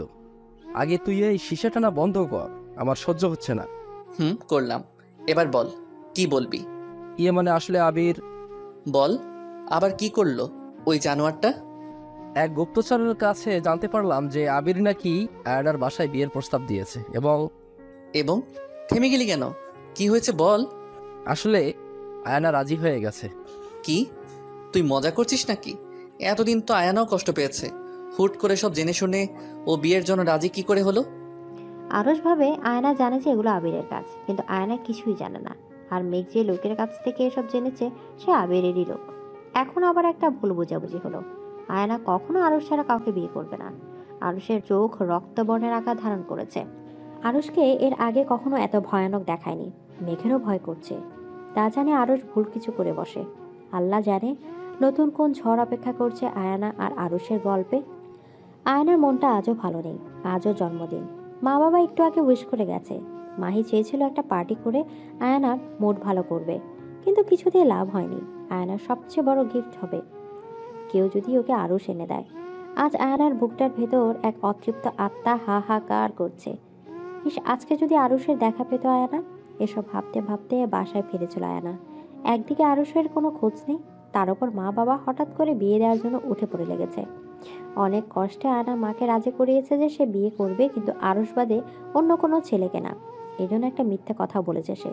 মাকে বলেছে আরুষ ওর বিয়ে, এবং খুব তাড়াতাড়ি আরুষ চৌধুরী আয়নার বাবার কাছে বিয়ের প্রস্তাব নিয়ে আসবে। এসব ভাবতে ভাবতে কখন যে বাসায় ফেরার পথে জায়গার অন্য পথে পাড়ি দিয়েছে তার খেয়াল যেন একদমই নেই আয়নার। যখন বুঝতে পারলো সে ভুল পথে এসে পড়েছে, তখন আবার পেছন দিকে চলতে লাগলো। দূর, আবার ধ্যানে পড়ে গিয়েছিলাম। এমনিতেই সবাইকে ট্রিট দিতে দিতে দেরি হয়ে গেছে। আশেপাশে অন্ধকার, যাই তাড়াতাড়ি বাসায় যাই। তখনই পেছন থেকে কেউ বলে উঠলো, বাহ, ভেবেছিলাম ভালোবাসা হারিয়ে কষ্টে আছেন, তা তো দেখি ভালোই দিনকাল কাটছে। এতদিন পর প্রিয় মানুষটার কণ্ঠ শুনতে পেয়ে যেন হৃদয় জুড়িয়ে যাচ্ছে আয়নার। পেছনে ফিরে তাকিয়ে দেখে এক দৃষ্টিতে আটকে যায় আয়নার। এতদিন পর সেই চেনা মুখ। ভালোবাসার মানুষটিকে সামনে পেয়ে আর যেন ঠিক থাকা যাচ্ছে না। কত বদলে গেছে ও। চোখের নিচে কালো দাগ, শুকিয়ে কাঠ হয়ে যাওয়া শরীর, দামি পারফিউমের জায়গায় মদের গন্ধ যেন মানুষটাকে বদলে দিয়েছে। আয়না আরুষের এমন অবস্থা থেকে কান্নায় ভেঙে পড়ে। আরুষের বলে একটু আগের সেই কথা যেন একদমই ভুলে গেছে আয়না। ছুটে গিয়ে জড়িয়ে ধরে তাকে। আরুষ? আরুষ কিছু বলছে না। আজ কতদিন পর নিজের ভালোবাসাকে কাছে পেয়েছে। নিজের ভালোবাসার মানুষের কাছ থেকে দূরে থাকার যন্ত্রণাটা অনেক। আরুষের ইচ্ছা করছে শক্ত করে আয়নাকে জড়িয়ে ধরতে, কিন্তু আরুষ তো পারছে না। আরুষের কলিজাটা দুমড়ে মুচড়ে শেষ হয়ে যাচ্ছে। আরুষ নিজেকে শক্ত করলো, নিজেকে বুঝ দিতে লাগলো। না আরুষ, তোকে নিজেকে সামলাতে হবে। এই মেয়ে ছলনাকারী, তোকে ধোকা দিয়েছে, যার জন্য নিজের জীবনটা শেষ করে দিল, সেই তোর শত্রুকে আপন করে নিয়েছে। এর শাস্তি তোকে এই মেয়েকে দিতে হবে আরুষ। তোকে টর্চার করতে হবে, রোমান্টিক সাইকো টর্চার। এসব মনে মনে ভেবে আরুষের মায়াবী চাহনি সবার মাঝে ঘৃণার রূপ নিল। আরুষের চোখে এখন শুধু প্রতিশোধ আর ঘৃণার আগুন। ওই রাগই পারে মানুষকে ধ্বংস করে দিতে। এর আগের বসে আজ আরুষ ভুল কিছু করে বসবে। হঠাৎ আয়না বুঝতে পারলো ও চুলের মুঠিকে শক্ত করে ধরেছে। আয়না মাথা উঠিয়ে দেখে আরুষ রাগীভাবে চেয়ে আছে আয়নার দিকে। এই কোন আরুষকে দেখছে আয়না? আরুষ কি করছো? আমার লাগছে। ইস, খুব লাগছে না? আমি তো এখনো কিছু করলামই না, এখনই লাগছে। ইস, কি সব বলছো আরুষ? এতদিন পর তোমাকে কাছে পেয়েছি, কত কথা বলার আছে তোমাকে, আর তুমি তাই তো, এতদিন পর দেখা হয়েছে, তাই তো ভালোবাসার দাম নিতে এসেছি। কি বলছো? আমি কিছুই বুঝছি না। ভালোবাসার আবার দাম হয় নাকি? হয়তো। তা আবিরের সাথে কেমন চললো প্রেম? উপস, সরি, ও তো আবার তোর উঠবি। কি? আবির স্যারের সাথে আমার আবার কি হবে? দেখো আরুষ, আবার আমাদের মাঝে ভুল বোঝাবুঝি হচ্ছে। চল আমার সাথে, ভুল বোঝাবুঝিটা ঠিক করছি। এসব কথা বলে আরুষ আয়নাকে টানতে টানতে গাড়িতে নিয়ে বসালো। আয়নার শরীরের অনেক অংশ কেটে গেছে, সেখান থেকে রক্ত বেরোচ্ছে, কিন্তু আরুষের সেদিকে কোনো খেয়াল নেই। আরুষ খুব জোরে গাড়ি চালাচ্ছে। আরুষ আস্তে চালাও প্লিজ। কোথায় নিয়ে যাচ্ছ? আরুষ কোনো কথা না বলে শুধু ড্রাইভ করছে। খুব স্পিডে ড্রাইভ করে গাড়িটাকে একটা রেজিস্ট্রি অফিসের সামনে গিয়ে দাঁড় করালো। আয়না বুঝতে পারলো আরুষ কি করতে চাইছে। দেখো আরুষ, বিয়েটা কোনো ছেলে খেলা নয়। আমরা আমাদের পরিবারকে না জানিয়ে এইভাবে কিছুই করতে পারি না। চুপ থাক, আমি যা বলবো তুই তাই করবি। আরুষ জোর করে আয়নাকে অফিসের মাঝে নিয়ে গেল। কিছুক্ষণ পর ওরা বের হলো। আইনগত দিক দিয়ে এখন ওরা স্বামী স্ত্রী, কিন্তু ইসলামিক দিক দিয়ে তেমন কিছুই না। আয়না কিছু বুঝে ওঠার আগে আরুষ ওকে নিয়ে সোজা বাড়িতে চলে গেল। বিয়েটা তো হয়েই গেছে, আবার তো তোমার বাসায় কেন নিয়ে এসেছো? কি করতে চাইছো তুমি? এ মা, বিয়ে করেছি, স্বামীর অধিকার ফলাবো না তো তা কি হয়? তোর এমন হাল করবো যে তুই চাইলেও আমাকে ছাড়া অন্য কারো কাছে যেতে পারবি না। ছি আরুষ, তুমি এত নোংরা কথা কিভাবে বলতে পারছো? ইসলামিক দিক থেকে তোমার আমার উপর কোনো অধিকার নেই। আয়না বুঝতে পারলো এই বিয়ে এসব কিছুই না। আরুষ এখনো ওকে ভুল বুঝে আছে। এ সময় আরুষকে কিছু বোঝানো যাবে না। এই সময় এখান থেকে চলে যাওয়াই ভালো। কিন্তু যেই না আয়না বাসার দিকে যাবে, আরুষ ওকে গাড়ি থেকে নামিয়ে টানতে টানতে বাসার ভিতর নিয়ে গেল। ওর রুমে নিয়ে আয়নাকে জোরে ছুঁড়ে মারলো ওর বিছানায়। আর তখনই আয়নার ভয়ে হাত পা কাঁপছে। এর আগে কখনো আরুষের এমন ব্যবহার বা ভয়ঙ্কর রূপ কখনোই দেখেনি আয়না। এত জোরে বিছানার উপর পড়ায় শরীরের অনেক জায়গায় ব্যথা পেয়েছে আয়না। মাথায় প্রচন্ড যন্ত্রণা করছে। আরুষ প্লিজ, এমন কিছু করো না যাতে পরে নিজের কাছে ছোট হয়ে যাও। এখন কি তোর কাছে আমায় কৈফিয়ত দিতে হবে আমি কি করব না করব? আরুষ তুমি। আয়নাকে আর কিছু বলার সুযোগ না দিয়ে ওর ঠোঁট দুটো দখল করে নেয় আরুষ। একটা হেঁচকা টান দিয়ে শাড়ির আঁচলটা ফেলে দেয়। আয়নার ডুকরে ডুকরে কাঁদছে, কিন্তু আরুষের সেদিকে কোনো খেয়াল নেই। সে তো আয়নার উপর রোমান্টিক অত্যাচার চালাতে ব্যস্ত। আয়নাকে কোলে করে বিছানায় শোয়াতেই আরুষ বুঝতে পারলো আয়না অজ্ঞান হয়ে পড়েছে। স্বাভাবিক এই অল্প সময়ে অনেক দখল গিয়েছে বাচ্চা মেয়েটার উপর। আরুষ নীরবে তাকিয়ে আছে আয়নার মায়াবী চেহারার দিকে, আর নিশ্চুপ অনুভূতি নিয়ে চোখের পানি ফেলছে। না, ও আর পারবে না আয়নাকে কষ্ট দিতে। আয়না যত বড়ই অন্যায় করুক, আরুষ তো আর আয়নাকে ধর্ষণ করতে পারে না। আয়না ঠিকই বলেছে, শুধু কাগজে কলমে দুটো সাইন করলে বিয়ে হয়ে যায় না। বিয়ে হলো একটা পবিত্র বন্ধন, যা ইসলামিক নীতিতে হয়। আর স্বামী স্ত্রীর ভালোবাসা তো আল্লাহর আরশ থেকে আসে। হ্যাঁ, এটা ঠিক, আরশ আয়নার চাইলেও এত বড় ক্ষতি করবে না, কিন্তু আয়নার তো একটা শাস্তি পাওয়া দরকার। এসব ভেবে আয়নার শাড়িটা পুরো খুলে ওকে বিছানায় শুয়ে দিল, যেন আয়না জ্ঞান ফেরার পর ভাবে আরশ ওকে ধর্ষণ করেছে। কিন্তু আরশ তেমন কিছুই করবে না। ড্রয়ার থেকে একটা মলম বের করে আয়নার শরীর যেখানে যেখানে কেটে গেছে সেখানে মলম লাগিয়ে দিয়ে রুম থেকে বের হয়ে গেল আরশ। এখন আবার ও ড্রিঙ্কস করবে। পুরনো ঘাগুলো আবার তাজা করে উঠেছে। এখন নিকোটিনের ধোঁয়ার মদই পারবে ওকে একটু শান্তি দিতে। ফ্ল্যাশব্যাক শেষ। ইন দ্য মর্নিং, সকালে আয়নার জ্ঞান ফিরল। জেগেই নিজেকে নগ্ন অবস্থায় আরুষের বেডে আবিষ্কার করলো। কষ্টে বুকটা ফেরে যাচ্ছে আয়নার। আয়না ভেবেছে সত্যি আরুষ কালোকে ধর্ষণ করেছে। আয়নার এখন সত্যি আরুষের উপর ভীষণ ঘৃণা হচ্ছে। ছি আরুষ, ছি, কিভাবে পারলে তুমি এমন কিছু করতে? মানলাম তুমি আমায় ভুল বুঝেছো, তাই বলে এমন কিছু? সত্যি যদি আমি এমন কিছু করেও থাকি, তাতেই বা এত বড় শাস্তি দিতে পারো না তুমি। I just hate you Arush, I hate you. আয়নার যতটা না আরশের উপর ঘৃণা হচ্ছে তার থেকে বেশি নিজের উপর। এই ধর্ষিত শরীর নিয়ে কোথায় যাবে ও? দোষ যেই করুক, এই সমাজ তো সবসময় মেয়েদেরই দায়ী করে। হ্যাঁ রে সমাজ, যে সমাজের নিয়ম মেনে আমরা বাধ্য হয়ে চলি, সেই সমাজই মেয়েদের আজকের দিনে 21 শতকে এসেও ছেলেদের সবার মূল্য দেয়া হয় না। আজও কোনো মেয়ে ধর্ষিত হলে সবার মেয়েটার দিকেই আঙুল দেয়। মেয়েদেরই সবসময় সবার কথা মুখ বুজে সহ্য করতে হয়। আর যে ছেলেটার জন্য মেয়েটার জীবন জাহান্নাম হয়ে যায়, সেই ছেলেটার বড়জোর কয়েক বছর জেল হয়, আর কিছুই না। আর যদি সে কোনো বড়লোক পরিবারের সন্তান হয়, তবে তো তাকে কিছুই করা যায় না। সে দিব্যি সমাজে বুক ফুলিয়ে চলতে থাকে। সময় মতো বিয়েও করতে পারে, কিন্তু যে পুরুষ জাতির জন্য মেয়েটার জীবন থেকে হাসি চলে যায়, সেই পুরুষ জাতি মেয়েটাকে জীবন সাথী বানাতে চায় না। একটা সময় মেয়েটা পরিবারে বোঝা হয়ে থাকতে না পেরে সুইসাইড অ্যাটেম্প করতে বাধ্য হয়। এসব ভাবছে আর কাঁদছে আয়না। সে কিভাবে তার মা বাবার সামনে গিয়ে দাঁড়াবে? আর বিয়ের কাগজপত্র তো আরশের কাছে। এই মুহূর্তে যদি কেউ তাকে ধর্ষিতার ট্যাগ লাগিয়ে দেয়, ওর তো মৃত্যু ছাড়া আর উপায় থাকবে না। এরই মাঝে সেখানে আরশ চলে আসলো। হ্যালো সুইটার, কেমন হয়েছে ঘুম? রাতে এত আদর করলাম, আমি শিওর খুব ভালো হয়েছে ঘুম। আরশের কথা শুনে আয়নার ধ্যান ভাঙে। আরশের কথা শুনে রাগে, অভিমানে, ঘৃণায় অন্যদিকে মুখ করে নেয় সে। আর বিছানার চাদরটা তাড়াতাড়ি নিজের শরীরে পচিয়ে নেয় আর ঠুকরে ঠুকরে কান্নার সাথে বলতে থাকে, এখনো আবার কেন এসেছেন? কি চাই? আমার শরীরটা তো পেয়ে গেছেন। আরশ বুঝতে পারলো আয়না এখন সত্যি ভীষণ খারাপ অবস্থায় আছে। কিন্তু আরশ তো এটাই চেয়েছিল আয়না কষ্ট পাক। কিন্তু আরশের এমন লাগছে কেন? ওর বুকটার ভেতর চিনচিন করে ব্যথা করছে। আয়নার কান্না যেন সহ্য হচ্ছে না। কিন্তু আরশ নিজের অনুভূতি সামনে নিল। এভাবে কেন বলছো? আবিরের থেকে কি বেশি সুখ দিতে পারিনি? ইসরে, আবির মনে হয় আরও। আরশকে আর কিছু বলতে না দিয়ে আয়না জোরে একটা থাপ্পড় বসিয়ে দিল আরশের গায়ে। ব্যাস, অনেক হয়েছে। আর না, আর পারবো না আমি সহ্য করতে। আমাকে শেষ করে দিন আরুষ। নিজের 2 হাত দিয়ে গলা টিপে মেরে ফেলুন আমায়। তাতে অন্তত আপনার মতো অমানুষের কাছ থেকে আমি মুক্তি পাবো। মেরে ফেলুন আমায়, মেরে ফেলুন। আয়না কাঁদতে কাঁদতে আরশের পায়ের কাছে বসে পড়ল। আয়নার শরীর থেকে চাদরটা সরে গেছে। ফর্সা শরীরটায় গতকাল আরশের দেয়া ক্ষতগুলো এখন আরও স্পষ্ট হয়েছে। আরশ সেই ক্ষতগুলো দেখে আর নিজেকে সামলাতে পারছে না। রুম থেকে বেরিয়ে গেল। যাওয়ার আগে বলে গেল, 10 মিনিটের মধ্যে ফ্রেশ হয়ে নিচে চলে এসো, তোমার বাসায় দিয়ে আসবো। এখন তোমাকে আর আমার দরকার নেই। তুমি চাইলেও এখন অন্য কারো হতে পারবে না।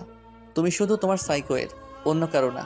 এ কথা বলে আর 1 মিনিট দেরি করে না রুম থেকে চলে আসলো আরশ। আয়নার এখন আর কিছুই বলার নেই।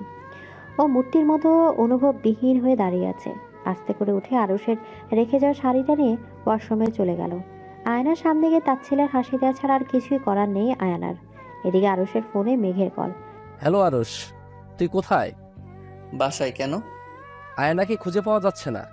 আমি ওর মাকে বলেছি ও মাহির বাড়ি গেছে। ও কি তোর কাছে? হুম। প্লিজ আরশ, ওকে একটুও কষ্ট দিস না। ওর কোনো দোষ নেই। মানে? আমি যেই তথ্য তোকে দিয়েছি সব ভুল। ওই লোকটাও আবিরের লোক ছিল। শালা মা সব বানিয়ে বলেছিল। কি এসব কি বলছিস তুই? আচ্ছা ফোন রাখ, আর মাহিকে বলবি আয়নার মাকে বুঝিয়ে দিতে ও মাহির সাথে বিয়ে খেতে গিয়েছে, মাহির কাজিনের। Okay bye. কেন? তুই কি? Hello hello. ফোন কেটে আরশ নিজেই নিজের কপার দেয়ালের সাথে আঘাত করতে লাগলো। ছি আরুষ, তুই এটা কি করলি? এত বড় ভুল তুই কিভাবে করলি? নিজের ভালোবাসার মানুষটাকে এত কষ্ট দিলি? কিভাবে দাঁড়াবি তুই আয়নার সামনে? এমন সময় উপরের তলা হতে কাঁচ ভাঙার আওয়াজ আসলো। আয়না উপরে। হাসপাতালে ইমার্জেন্সি কক্ষের সামনে দাঁড়িয়ে আছে আরশ ও মেঘ। আরশের মনে বিন্দু পরিমাণ শান্তি নেই। বুকটা কেমন ছটফট করছে, না জানে ভিতরে কি হচ্ছে। আজ যদি আয়নার কিছু হয়ে যায়, তবে কোনো দিন নিজেকে ক্ষমা করতে পারবে না আরশ। এমনিতে ও যা করেছে আয়না, তারপরও ওকে মেনে নিবে নাকি সন্দেহ। আজও কি সত্যিকারে ভালোবাসা মন থেকে একেবারে শেষ হয়ে যায়, নাকি হাজারো অন্যায়ের পর ভালোবাসার মানুষটির একবার ক্ষমা চাওয়াতে সব আগের মতো হয়ে যায়? এসব ভাবতে ভাবতে হঠাৎ ডক্টর বাইরে এলো। ডক্টর, সব ঠিক আছে তো? আমার জান পাখির কিছু হয়নি তো? সবই ঠিক আছে, কিন্তু আয়নার অনেক রক্ত শরীর থেকে বের হয়েছে। আমরা ওকে রক্ত দিয়ে এখন ঘুমের স্যালাইন দিয়ে দিয়েছি। ও ঠিক হয়ে যাবে তো? এখন ও ঠিক আছে, কিছু বলতে পারছি না। ওর জ্ঞান ফেরার পর বোঝা যাবে। কিছু বলা যাবে না মানে? আমার জান পাখির যদি কিছু হয় তবে তোকে আমি শেষ করে দিব। আর এই হসপিটালে শুধু আগুন জ্বলবে, আগুন। আরুষ স্যার বলছি, ওনার কলার স্যার। সরি ডক্টর, ওর পক্ষ থেকে আমি ক্ষমা চাচ্ছি। It's okay. এই সময়ে অনেকেই আউট অফ কন্ট্রোল হয়ে যায়, কিন্তু আপনাদের ভেঙে পড়লে চলবে না। এরই মাঝে সেখানে মাহির আগমন। উত্তর যা, তোর সাথে আজকেই ব্রেকআপ। তোর জন্য আমার বান্ধবীর এই হাল। মাহি শান্ত হও, সব ঠিক হয়ে যাবে। কিন্তু তুমি আমাকে কেন দোষ দিচ্ছ? সব দোষ তোর। তোকে কতবার বলেছি আরুষ ভাইয়া কোথায়, কিন্তু তুই বলিসনি।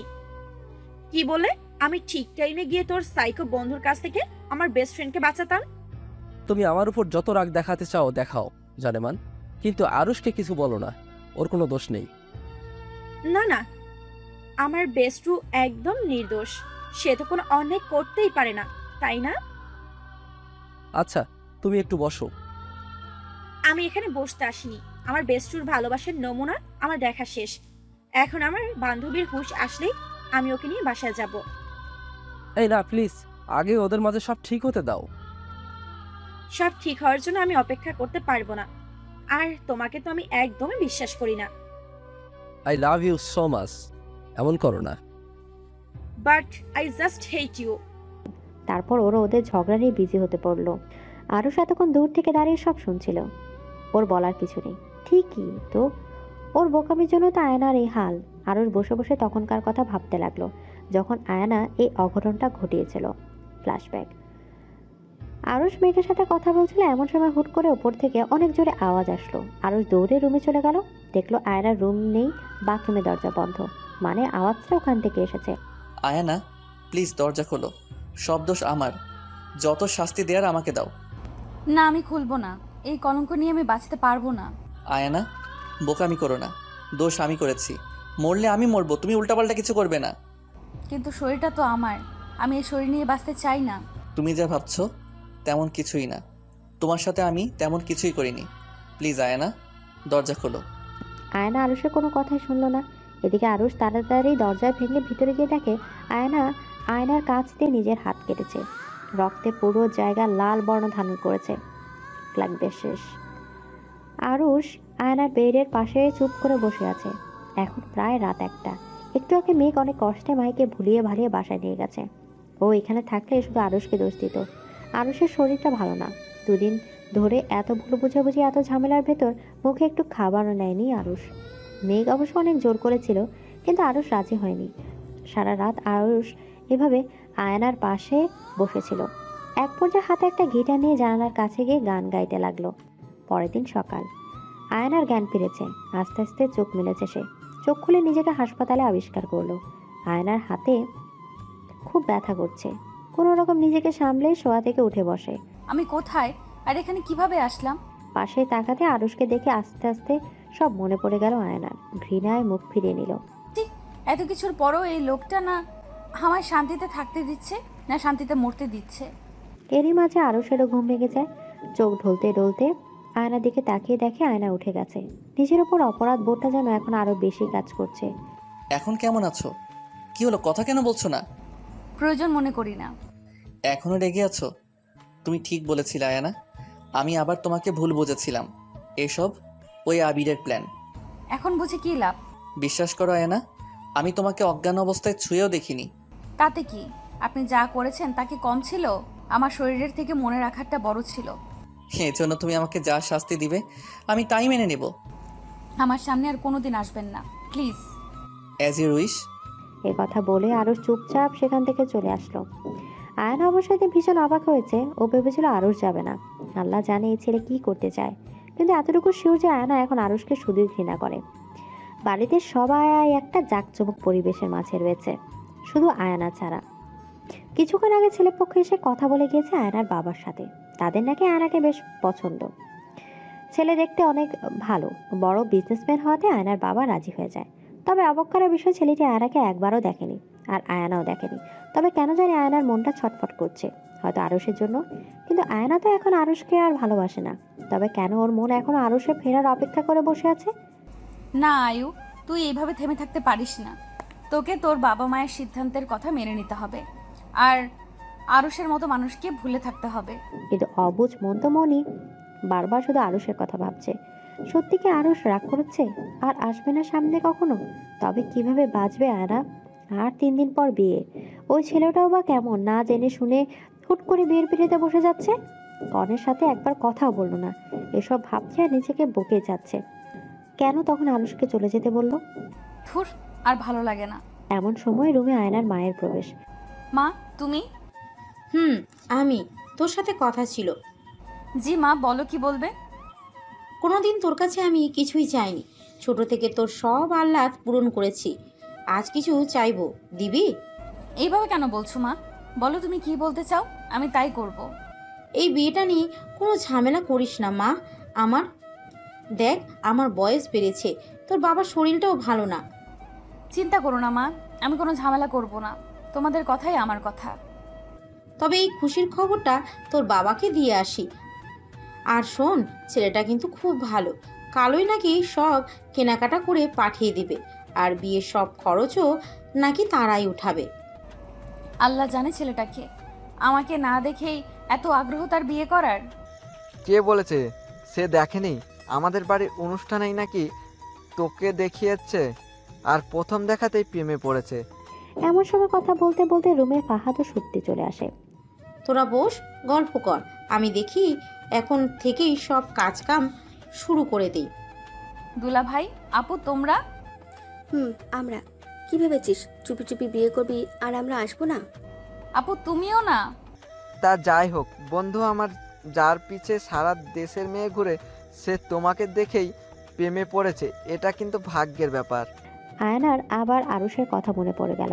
এই পার্টিতেই তো আরুষের সাথে প্রথম দেখা হয়েছিল আয়নার। তারপর ওদের লাভ স্টোরি শুরু, আর সেই পার্টি আজ আয়নাকে কেটে দিবে আরুষের কাছ থেকে। কি রে, এখন থেকে স্বামীকে নিয়ে ভাবছিস? সম্পর্কের মায়া বড্ড বড় মায়া, তার থেকেও ভালোবাসার মায়াটা যেন আরো বেশি। এই দুদিন যে কিভাবে কেটেছে আয়নার, তা সে নিজেই জানে না। আজ আয়নার গায়ে হলুদ। ছেলেপক্ষে লোকজন গতকালই সব কেনাকাটা করে বাসায় পাঠিয়ে দিয়েছে। আজ সকালে ঘরোয়া আগের কালের দিনের কিছু রীতি অনুযায়ী প্রথমে আয়নার গায়ে হলুদ গোসল শেষ হয়, এরপর শুরু হয় আজকালকার গায়ে হলুদ। কিন্তু এসব কিছুতেই যেন মন টিকছে না আয়নার। সে বারবার ভাবছে এ বুঝি আরুষ এসে বিয়েটা ভেঙে রাজপুত্রের মতো নিয়ে যাবে আয়নাকে। বাহ, আমার মেয়েকে তো রানীর মতো লাগছে। মা, এভাবে মন মরা করে রাখিস না, যা শক্তি ওকে স্টেজে নিয়েতে যা। খুব সুন্দর করে স্টেজ সাজানো হয়েছে, সেখানে হবে বাকি অনুষ্ঠান। কাজিনরা মিলে নাচ গানের জন্য সকল কিছু রেডি করে রেখেছে। সকলে আজ হলুদ শাড়ি পরেছে, ছেলেরা পরেছে হলুদ পাঞ্জাবি। কিছুক্ষণ পরই সুপ্তি আয়নাকে নিয়ে আসলো। সবাই হা করে তাকিয়ে আছে আয়নার দিকে। সত্যি ভীষণ কিউট লাগছে আয়নাকে। আয়না একটা দামি হলুদ লেহেঙ্গা পরেছে, সাথে কানে বড় বড় গোল্ডের ঝুমকো, মাথায় টিকলি, হাত ভর্তি চুড়ি, গলায় হালকা কাচের একটা হার। ব্যাস, এই অল্প সাজে যেন অপূর্ব লাগছে আয়নাকে। এসব অবশ্য বর নিজেই হাতেই কিনেছে আয়নার জন্য। দেখ আয়ু, তোর গায়ে হলুদের স্টেজটা কত সুন্দর করে সাজানো হয়েছে। কিরে, পছন্দ হয়েছে? সে যাই বলো, শালিকে আমার কিন্তু অপূর্ব লাগছে, পুরাই নায়িকা। বুঝতে হবে বোনটা কার। বউ তো দেখি। তাছাড়া কিছুই বলছে না। মাহি, এ কথা বলে আয়না মাহিকে জড়িয়ে ধরল। একমাত্র মাহিই সব জানে, এমনকি আয়নার মনের কথাও বুঝে। আয়না ভেবেছিল মাহি ওর মাকে বলে বিয়েটা ভেঙে দেবে, কিন্তু না, তা না করে মাহি একদম সেজেগুজে এসেছে, যেন কিছুই হয়নি। ও খুব হ্যাপি, তা দেখে আয়নার ভীষণ রাগ হলো। আয়না মাহির কানে কানে বলল, কি রে, বিয়েটা কি তোর নাকি? তুই এত হ্যাপি? আরে এভাবে কেন বলছিস? আমার বেস্টির বিয়ে আর আমি হ্যাপি হব না? সব জেনেও এমন কেন করছিস তুই? আমি আবার কি করলাম? দেখ, যা হয়েছে তা তো হয়েছে, এখন বাস্তবতা মেনে নেই ভালো। তোর বাস্তবতার গুল্লি মারি। এই মা, তা কেন করবি? আরুষকে তো তুই এমনিতে আর ভালোবাসিস না। তোকে বলছে তুই বেশি বুঝোস। আমি আরুষকে কি বল? কিছু না। ভালো হয়ে যাও মাসুদ, ভালো হয়ে যাও। কি? থুকু থুকু, ভালো হয়ে যাও আয়ানা, ভালো হয়ে যাও। হেরি মাঝে সুপ্তি বলে উঠল, আর ওরা একে অপরকে ছেড়ে দিল। দুই বান্ধবীর কথা হলে চল, সবাই স্টেজে বউয়ের জন্য ওয়েট করছে। জি আপু চল, আমি নাচের প্র্যাকটিস নিচ্ছি। একথা বলে মাহি আয়নাকে রেখে নাচতে নাচতে চলে গেল। সুপ্তি ও ফাহাদ আয়নাকে নিয়ে স্টেজে গেল। সবাই আয়নাকে মিষ্টি খাওয়াতে খাওয়াতে কাহিল করে ফেলেছে, আর ছবি তুলতে তুলতে আয়না শেষ। এরই মাঝে বক্সে গান বেজে উঠল। মাহি ও মেঘ নাচছে। মেঘকে দেখে আয়না বেশ অবাক হলো, কিন্তু মেঘ যেন তাকে কোনো পাত্তাই দিল না। তারা তো নাচে বিজি, তা আবার সিলেটি গানে। মাহির নাচ দেখে মনে হচ্ছে মেঘ ছেলেপক্ষের কেউ। আইলো রে নয়া দামান আসমানেরও তেরা, বিছানা বিছাইয়া দিল শাহি ধানের ছিঁড়া, ও দামান গো ও দামন গো। এই গান শেষ করে মাহি একা নাচতে লাগলো না, আরেক গানে। সাথে এবার সুপ্তি ফাহাদ আছে। সুপ্তি, ফাহাদ, মেঘ, মাহি। तुमको पाया है तो जैसे खोया हूँ कहना चाहूँ। নাচে সে সবাই হাততালি দিল। তারপর আয়ানার ইচ্ছা ছিল মেঘের সাথে কথা বলার, কিন্তু মেঘ ওর দিকে না তাকিয়ে চলে গেল। এভাবে কোনো রকম মরা হয়ে আয়নার গায়ে হলুদ শেষ। অন্যদিকে আজ আরুষদের বাড়িতেও সকাল থেকে অনেক আনন্দ। ঠিকই ধরেছেন, ছেলে আর কেউ না, বরং আরুষ নিজে। কিন্তু আয়ানাকে তা কেউই বলেনি। আরুষই সকলকে বলতে মানা করেছে। আজ আরুষ একটা সাদা পাঞ্জি পরেছে, তার উপর হলুদ শেরওয়ানি, হাতে ঘুড়ি, মাথার চুল একপাশে স্লাইড করা, সাদা পায়জামা, হলুদ চুল, দেখতে পুরাই ক্রাশ পয়। আরুষের বাড়িটা বিশাল, বাগান হতে শুরু করে সুইমিং পুল সব আছে, আর সবকিছুই হলুদ ফুল দিয়ে সাজানো। অসম্ভব সুন্দর লাগছে বাড়িটা। সাংবাদিকরা তো আরুষের এমন হঠাৎ বিয়ে নিয়ে প্রশ্ন করে একদম জ্বালিয়ে খেয়েছে। সবাই আরুষের হবু বউকে দেখতে চায়, কিন্তু আরুষ বলেছে একমাত্র বৌভাতের দিনই সে তার বউকে সবার সামনে আনবে। কারো যেন তরিস হয়েছে না, দেশের নাম করা একজন সফল ব্যবসায়ীর বিয়ে ও বৌভাত নিয়ে সবার খুব আগ্রহ। কাল এটাই হবে ব্রেকিং নিউজ। অনেক মেয়েরা তো হিংসায় শেষ যে কে এত সৌভাগ্য নিয়ে জন্মেছে যে সকল মেয়ের ক্রাশের ওয়াইফ। আরুষের বাবা ও সৎ মাও এসেছে এই অনুষ্ঠানে। তারা নাকি আবার কালই চলে যাবে। এসবের প্রতি তাদের ইন্টারেস্ট নেই, এসেছে শুধু মিডিয়ার লোকের সামনে ক্যামেরাতে নিজেদের দেখাতে।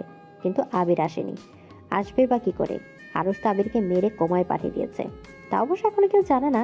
মেঘ ও আরুষের ফ্রেন্ডসরা খুব এনজয় করছে অনুষ্ঠানটা। সবাই হলুদ পাঞ্জাবি, সকলের বউ জিভরা হলুদ শাড়ি, সকালের জামা কাপড় আরুষ কিনে দিয়েছে। এরকম খুশির দিন বলে কথা। মাম্মা, তোর বউকে দেখে আসলাম। আমাকে ছবি দেখা প্লিজ। আহা, আর একটা দিনও যেন তর সইছে না। ধুর, দেখা তো। বাহ, খুব সুন্দর লাগছে তোকে। যাই বলিস, বেচারি এখনো তোর আশায় বসে আছে, মুখে একটুও হাসি নেই।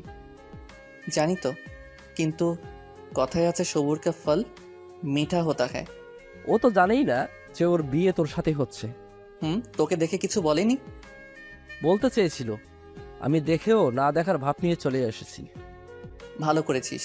যা, এবার একটু নাচ গান কর, কি আমি বসে বসে দেখি। Yes boss. তারপর সবাই মিলে নাচতে লাগলো। আর হ্যাঁ, মেঘের সাথে কিন্তু মাহিও আছে।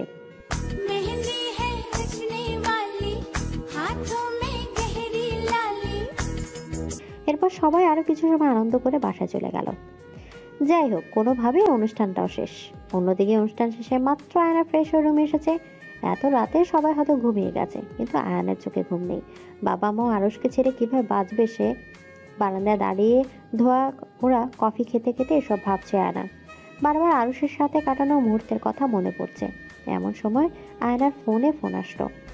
হ্যালো, আসসালামু আলাইকুম। আননোন নাম্বারে লোকটা। কি হলো, কথা বলুন। কে আপনি? কার কাছে ফোন করেছেন? ওপাশে। আজব তো, মজা নিচ্ছেন নাকি? যত সব ফাজলামি করার আর জায়গা পান না, ইডিয়েট। আর কল করলে খবর আছে, বেয়াদব কোথাকার। আয়না তো আর জানে না কলটা আরুষের ছিল। আরুষ ভুলত বারান্দায় দরজার আড়াল হতেই কল করেছে। আয়না এরপর লাইট অফ করে শুয়ে পড়লো। ক্লান্ত থাকার ফলে চোখ বুঝতে ঘুমে তলিয়ে গেল সে। আর আরুষ এসে তার স্লিপিং বিউটিকে দেখতে লাগলো। আর মাত্র একটা দিন, এরপর তোমাকে আমি একেবারে নিজের করে নিব। এরপর আয়নার কপালে একটা চুমু দিয়ে আরুষ সেখান থেকে বাসা চলে গেল। পরদিন সকালে বিয়ে। প্রতিটা মানুষের জীবনেরই একটা অংশ। প্রতিটা মানুষই তার জীবনে বিয়ে নামক পবিত্র বন্ধনে আবদ্ধ। বিয়ে মানে শুধু দুটি মানুষের বৈধভাবে শারীরিক মিলন নয়, বিয়ে মানে হলো দুটি মানুষের মনের মিল, সারাটা জীবন একসাথে চলা। বিয়ে যে শুধু দুটা মানুষের মাঝে হয় তেমন না, বিয়ে হয় দুটো পরিবারের মাঝে, তৈরি হয় এক আত্মীয়তা। এমনই এক পবিত্র বন্ধনে বাঁধতে যাচ্ছে আরুষ ও আয়না। দুজনের মাঝে একটা আলাদা কিন্তু চেতনা ও মনোভাব কাজ করছে। একদিকে আরুষ এতদিন পর নিজের মনের মানুষকে কাছে পাবে, নিজের করে পাবে। অন্যদিকে আয়না শুধু আরুষের কথা ভাবছে। ও তো আর জানে না যে ওর যেই ছেলেটার সাথে বিয়ে হবে সেই আরুষ। আয়নাদের বাড়িতে আজ মানুষজনে ভরপুর। আর কিছুক্ষণ পর সবাই রওনা দেবে কমিটি সেন্টারের উদ্দেশ্যে। আয়নাকে একটু আগে পার্লারের লোক এসে সাজিয়ে দিয়ে গেছে। আজ আয়না একটা লাল বিয়ের বেনারসি পরেছে, 2 হাত ভর্তি চুড়ি, মুখে ভারী মেকআপ, কানে ডায়মন্ডের দোল, মাথায় গোল্ডের টিকলি, মাথার একপাশে টায়রা, গলায় ভারী ভারী ছোট থেকে বড় বড় নানা গয়নার ভর্তি, নাকে বড় নথ লাগানো, যার সাথে লাগানো চেইন চুলের খোপায় লাগানো, খোপা চারপাশে স্বর্ণের চেইন গুড়িয়ে লাগানো, কোমরে বিছা যার উপর হোয়াইট ডায়মন্ড চিকচিক করছে, মাথার উপর কাজ করা একটা বিয়ের ওড়না দেয়া, দেখতে অপূর্ব লাগছে ওকে। সর দেখি দেখি, সর সবাই, বউ সাজে কেমন লাগছে আমার মেয়েকে। আজ মনে হচ্ছে আমাদের মেয়েটা খুব বড় হয়ে গেছে। মা বাবার কথাগুলো শুনে আয়নার সামনে থেকে পেছন ফিরে তাকালো। বাড়ির সবাই বাইরে গাড়িতে উঠে রেডি হচ্ছে যাওয়ার জন্য। মা বাবা আয়নাতে নিতে এসেছে। মাকে যেন দেখে চোখের পানি আটকাতে পারছে না আয়না। সত্যি মেয়ে মানুষ চোখের পলকে বড় হয়ে যায়। এই তো দুদিন আগেও আমার কোলে করে ঘুরতো, আজ তার বিয়ে। হুম, কি যে শুরু করলে তোমরা, শুধু শুধু আজকের দিনেও মেয়েটাকে কাঁদাচ্ছ। আমি তোমাদের ছাড়া কিভাবে থাকবো মা? আমি পারবো না। পারবি মা, পারবি। তোর তো ওই বাসায় শ্বশুর শাশুড়ির কোনো ঝামেলা নেই, তোর স্বামীকে খুব ভালোবাসবে। আয়নার ভালোবাসার কথা শুনতে আরুষের কথা মনে হলো। এখনো আরুষ আসেনি। ব্যাস অনেক হয়েছে, সে কখন থেকে দাঁড়িয়ে সবার কান্না দেখছি। চল, বিয়েটাও তো হতে হবে নাকি। তারপর সুপ্তি আয়নাকে নিয়ে বিয়ের গাড়িতে উঠলো। সবাই রওনা দিল কমিউনিটি সেন্টারের উদ্দেশ্যে। পুরো কমিউনিটি সেন্টার খুব সুন্দর করে সাজানো, গোলাপের মাঝে বেলি দিয়ে এক অপূর্ব সৌন্দর্য ছেয়ে গেছে পুরো জায়গায়। এদিকে মাহি অন্য কাজিনরা আগে এসে পড়েছিল এখানে। গেট ঢুকতে হবে তো, শালিদের তো এই দিন পকেট ফুল হবে। আয়নাকে গাড়ি থেকে নামানো হলো। পাশে আয়না দেখতে পেল আরুষদের গাড়ি খুব সুন্দর করে ফুল দিয়ে সাজানো। এই গাড়িতে করেই আর কিছুক্ষণ পর আয়না চলে যাবে অজানা কোনো এক বাড়িতে। আয়নাকে ভেতরে নেওয়া হলো। ওকে কোণে স্টেজে নিয়ে যাওয়া হলো। আরুষ সেখানে নেই, ছেলে পক্ষের সবাই অন্য কক্ষে। আজ আরুষকেও খুব ভালো লাগছে। আয়নার সব কাজিনরা তো আরুষকে দেখে শেষ। এত কিউট একটা ছেলে কিভাবে হয়। আজ আরুষ লাল পাঞ্জাবি পরেছে, তার উপর গোল্ড কালারের শেরওয়ানি, মাথায় পাগড়ি, হাতে দামি রোলেক্স ঘড়ি, পায়ে বরের জুতো। হাই মেরি জান, তোরে তো সেই লাগছে আরুষ। দোলা ভাই, আজ তো আয়ু আপনার উপর ক্রাশ খেয়ে যাবে। সে যাই হোক, তুমি যে আমাকে ফকির করে দিলে তার কি হবে? আমরা যে আমাদের মেয়ে দিয়ে দিচ্ছি, সেই হিসেবে ওই একটু টাকা খরচ করলে কিছু হবে না। একটু নাকি অনেক? দুবার টাকা নেওয়া হয়ে গেল, গেটে এ আবার জুতো চুরি করলা। এটা একটু এখনো তো বাসের ঘরের টাকাটা বাকি। মানে মানে আপনার ওই রাজপ্রাসাদে তো আপনি আর আপনার বউ ছাড়া কেউ নেই যে বাসর ঘরের টাকা নিবে। সেটাও আমি নিব। আর আমি? আপনি বালু বেচে মুড়ি খান। এ কথা বলে মাহি হাসতে হাসতে আরুষের কাছ থেকে চলে আসলো আয়নার স্টেজের দিকে। দোস্ত, মুই আইয়া পড়ছি। তো কেমন লাগলো দুলা ভাইকে? কত টাকা দিল? যত চেয়েছে ততই দিয়েছে। মানতে হবে আয়ু, খুব ভাগ্য করে এমন বর পেয়েছে। যেমন ব্যবহার তেমন ভালো, আর একটু কিপটে না। এরই মাঝে সেখানে কাজী চলে আসলো। কাজী আয়নাকে বিয়ে পড়াতে লাগলো। বরের নাম কাজী কি বললো সেদিকে একটু খেয়াল নেই তার। সে শুধু আরুষের কথা ভেবে কাঁদছে। তার উপর মা বাবাকে ছেড়ে যাওয়ার যন্ত্রণা। কাজী আয়নাকে কবুল বলতে বললে কিছুতেই আয়না কবুল বলছিল না। শেষে অনেক জোরাজুরির পর আয়না কবুল বলে ফেললো। ওদিকে আরুষকে কাজী কবুল বলতে বলার দেরি নেই, সে চিল্লিয়ে কবুল বলে দিল, তাও একসাথে 3 বার, যা দেখে সবাই হাসতে লাগলো। এবার বিদায়ের পালা। আয়নার কান্না যেন কিছুতেই থামছে না। আয়নার মা বাবা ওকে জড়িয়ে ধরে কাঁদছে। আরুষর মুখে রুমাল দিয়ে রেখেছে যেন আয়না দেখতে না পায়। আরুষও খারাপ লাগছে। অনেক কান্নাকাটির পর আয়নাকে গাড়িতে তোলা হলো। গাড়ি আরুষদের বাড়ির দিকে রওনা দিল। অনেক সময় পর গাড়িকে একটা সুন্দর বাড়ির সামনে নামলো। ভিতরের সকল কাজের লোকরা সিরিয়ালে দাঁড়িয়ে আছে, সবার হাতে ফুল। আরুষ এখনো মুখ থেকে রুমাল সরায়নি। আর আয়না তো নিজের দিকে তাকিয়ে কাঁদতে লাগলো। আরুষ আয়নার হাত ধরে ভেতরে নিয়ে গেল। তারপর ওকে গেটে রেখে চলে গেল। আয়নার কাছে যেন কেমন মনে হলো, আরুষ তাকে স্পর্শ করেছে। যাই হোক, কিছু সময় পর একজন বয়স্ক মহিলা কাজের লোক আয়নাকে আরুষের রুমে নিয়ে গেল আর অনেক নিয়ম নীতি বুঝিয়ে দিল। In the wedding night's room. রাত 12:30। আয়না খাটের মাঝে বসে আছে। রুমটা খুব সুন্দর করে সাজানো। খাটের চারপাশটা গোলাপের ঘ্রাণে মোমো করছে। আয়না নীরবে চোখের পানি ফেলছে। একটা জানালা খোলা ছিল, সেখান দিয়ে চাঁদ দেখা যাচ্ছে। আজ তো তোমার আমার একসাথে চাঁদ দেখার কথা ছিল আরুষ। এমন সময় দরজার আওয়াজ আসতে আয়না চুপ করে বসে রইল। আরুষও যেন কেমন লাগছে। রুমে ঢুকতে আয়না তাকে সালাম করে আবার আগের জায়গায় বসে পড়লো আর কাঁদতে কাঁদতে বলল, দয়া করে আমায় ছুবেন না। আমি আপনাকে কখনো স্বামী মানব না। আমি অন্য একজনকে ভালোবাসি। আর সে আর কিছু বলার আগে আরুষ আয়নাকে জড়িয়ে ধরলো। আয়না এই প্রথম আরুষের চেহারা দেখে পুরাই শকড। আরুষ তুমি? আমি। তবে কি আমার বিয়ে? তোমার বিয়ে আমার সাথে হয়েছে, এই জন্যই মাহি ও বাকিরা এত হ্যাপি। বোকা, কাঁদছো কেন? তুমি কি ভেবেছিলে আমি বুঝি তোমাকে অন্য কারো হতে দিব? কুত্তার বাচ্চা, তুই আমাকে কিছু বলস নাই কেন? জানোস আমি কত কেঁদেছি? আরে থামো, এমন করলে তো আমি চলে যাব। আমি যেতে দিলে তো যাবা। হ্যাঁ না ও আরুষ। এরপর সে বৃদ্ধ মহিলার কথা মতো একসাথে 2 রাকাত নফল নামাজ পড়লো। আয়ানা গিয়ে শাড়ি বদলে এসেছিল নামাজের সময়। তো সারা রাত কি এভাবেই থাকবো, নাকি আমায় কিছু করতে দিবা? এতদিন পর তোমায় নিজের করে পেয়েছি। আয়ানা তো আরুষের কথা শুনে লজ্জায় শেষ। আয়না পিছাতে লাগলো, আর আরুষ নিজের শেরওয়ানি খুলে আয়নার কাছে একটু একটু করে আসতে লাগলো। আয়না একদম খাটের শেষ প্রান্তে চলে এসেছে। এমন সময় আরুষ আয়নাকে একদম নিজের বুকের সাথে মিশিয়ে নিল। আয়নার গরম নিঃশ্বাস আরুষের বুকে পড়ছে। আরুষ আয়নার কানের দুলগুলো খুলে ফেললো। আস্তে আস্তে সব গয়না খুলে ফেললো। কোমরে হাত দিতে আয়না হালকা কেঁপে উঠলো। আরুষ বিছাটাও খুলে ফেললো। এরপর একটা টান দিয়ে আঁচলটা নিচে ফেলে দিল। রাত যত গভীর হচ্ছে আরুষের স্পর্শ ঠিক ততটা আবেগপ্রবণ হচ্ছে। আয়নার নিঃশ্বাস যেন কয়েক গুণ জোরে জোরে চলছে।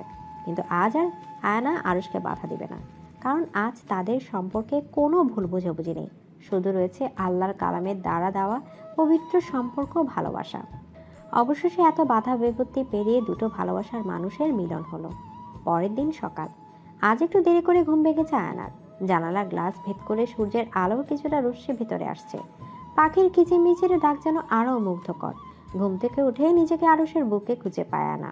গতকাল রাতের কথা মনে পড়ে অন্যদিকে মুখ ফিরিয়ে নেয় সে। হঠাৎই পেছন থেকে আরুষ তাকে জড়িয়ে ধরে। তার মানে আরুষেরও ঘুম ভেঙেছে। এই ছাড়েন তো, উঠতে হবে, এমনিতে অনেক দেরি হয়েছে। না, ছাড়বো না, আরো কিছুক্ষণ থাকো। এমনিতেই অনেক ঘুমিয়েছি, লোকে কি বলবে? নতুন বউ এত ঘুমাতে হয় না। প্রথমত তুমি এই বাড়ির রানী ও আমার জান পাখি, তোমায় কেউ কিছু বলবে না। তবুও। দূর, তোমার কি শাশুড়ি ননদ আছে নাকি যে তোমাকে খোটাবে? আমি গোসল করব, ছাড়ো। ও আচ্ছা, আগে বলবা না। আর তুমি আমাকে একবার তুমি একবার আপনি ডাকা বন্ধ করো। ওকে, ছাড়েন। চলো। আরে আমাকে কোলে কেন নিয়েছেন? একসাথে গোসল করব তাই। না, আমি একাই করব। না না, তা হবে না। শাওয়ার টুগেদার সেভ ওয়াটার, এমনিতেই দেশে পরিষ্কার পানি কম। কিন্তু কে শুনে কার কথা? শেষে আরুষই জোর করে ওকে নিয়ে একসাথে চলে গেল গোসল করতে। বেরিয়ে আরুষ দেখে আয়না শাড়ি পেঁচিয়ে বসে আছে। এভাবে শাড়ি কেন পরছো? শাড়ি পরতে পারি না তাই। দাও আমি পরিয়ে দিই। আরুষ খুব সুন্দর করে আয়নাকে শাড়ি পরিয়ে দিল। আপনি এত ভালো করে শাড়ি কি করে পরালেন? কেন? বিয়ের আগে কাউকে পরাইছেন নাকি? আরে না, আসলে আমি একজন ফ্যাশন ডিজাইনার, তার উপর অনেক সময় আমি নিজেই মূর্তিকে শাড়ি পরাই। ও আচ্ছা, এখন চলেন, খাবো। চলো। তারপর ওরা নিচে চলে গেল নাস্তা করতে। গিয়ে দেখে সবাই রেডি করে রেখেছে সব। সেখানে গিয়ে আরও জেদ ধরে বসে থাকে, খাইয়ে দিতে হবে। তারপর দুজন খাওয়া শেষ করে বাড়ির চারপাশ ঘুরে দেখতে বের হয়। আরুষের বাড়িটা খুব সুন্দর। বাড়ির চারপাশে গোলাপ ও বেলি ফুল দিয়ে সাজানো। এখনও যে বিয়ের অনুষ্ঠান শেষ হয়নি। বাড়ির বাইরে একটা গেস্ট হাউস আছে, তার পাশে বড় একটা সুইমিং পুল, বাড়ির পিছে একটা ছোট্ট বাগান। তোমার হাত দুটো দেখি। এই নাও। এটা কি করলেন? এই হাতের বালা দুটি আমার মায়ের, তার শেষ ইচ্ছা ছিল তার বৌমাকে এগুলো দেয়া। আমার জন্য সে তো সবচেয়ে বড় গিফট অনেক আগেই রেখে গেছে, সেটা হলো তুমি। এই বালা দুটিকে তোমার বাসর রাতের গিফট হিসেবেও ধরতে পারো। থ্যাঙ্কস। তারপর ওরা আরও কিছু সময় গল্প করে চলে আসলো রুমে। দুপুরবেলা আর কিছুক্ষণ পর ওরা গাড়িতে করে বৌভাতের জন্য রওনা দেবে। আরুষ ওদের সাথে বাড়ির বয়স্ক মহিলাকেও নিতে চায়।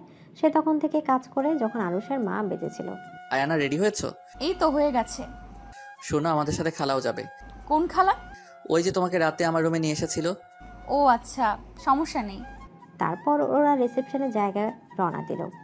আয়না তো খুব হ্যাপি নিজের বাসায় যাবে বলে। আজকে ফেরা নাই ওরই। আজ আয়না একটা নেভি ব্লু কালারের গাউন পরেছে, কানে বড় বড় ইয়াররিংস, মাথার এক পাশে টায়রা, হাতে ব্রেসলেট, চুলগুলো খোপা করা। একদম একদিনে বিজনেসম্যানের ওয়াইফ হয়ে গিয়েছে। আরুষ পরেছে সাদা শার্ট, তার উপর নেভি ব্লু কালারের ব্লেজার, কালো প্যান্ট, হাতে ঘড়ি, পায়ে সাদা শু, চুলগুলো একপাশে স্লাইড করা। একদম পারফেক্ট কাপড় লাগছে দুজনকে রিসেপশনের মধ্যে। খুব সুন্দর করে জায়গাটা সাজানো হয়েছে। আরুষ ও আয়না একসাথে ঢুকতে সবাই জোরে হাততালি দিয়ে উঠলো। আয়নার মা তো মেয়েকে এত হ্যাপি দেখে খুশিতে শেষ। তখনই মাইকে মেঘ বলে ওঠে, লেডিস অ্যান্ড জেন্টলম্যান, অবশেষে বরকনে চলে এসেছে। সবাই তাদের নতুন জীবনের জন্য শুভেচ্ছা জানান ও পার্টি এনজয় করুন। তখনই সবাই হাততালি দিয়ে উঠলো। আর সাংবাদিকরা তো ওদের ছবি তুলতে তুলতে প্রশ্ন করতে করতে বিরক্ত করে ফেলেছে। শেষে মাহি ও মেঘ এসে সকালকে সরালো। হায় আল্লাহ, আর কিছু সময় এমন হলে আমি মরেই যেতাম। এই জন্যই সেলিব্রিটি বিয়ে করতে হয় না। আহা, বেচারার দোষ কি? বাবারে, এরা সাংবাদিক নাকি অন্য কিছু, একদম জান বের করে দেয়। বাপ দাদা 14 গোষ্ঠী সব তথ্য নেওয়া শুরু করেছে। যাই হোক, পার্টিটা কিন্তু সেই হয়েছে। তারপর ওরা সবাই খুব ভালোভাবে পার্টি এনজয় করলো। পার্টি শেষে বাসার সবার সাথে আয়না আরুষও।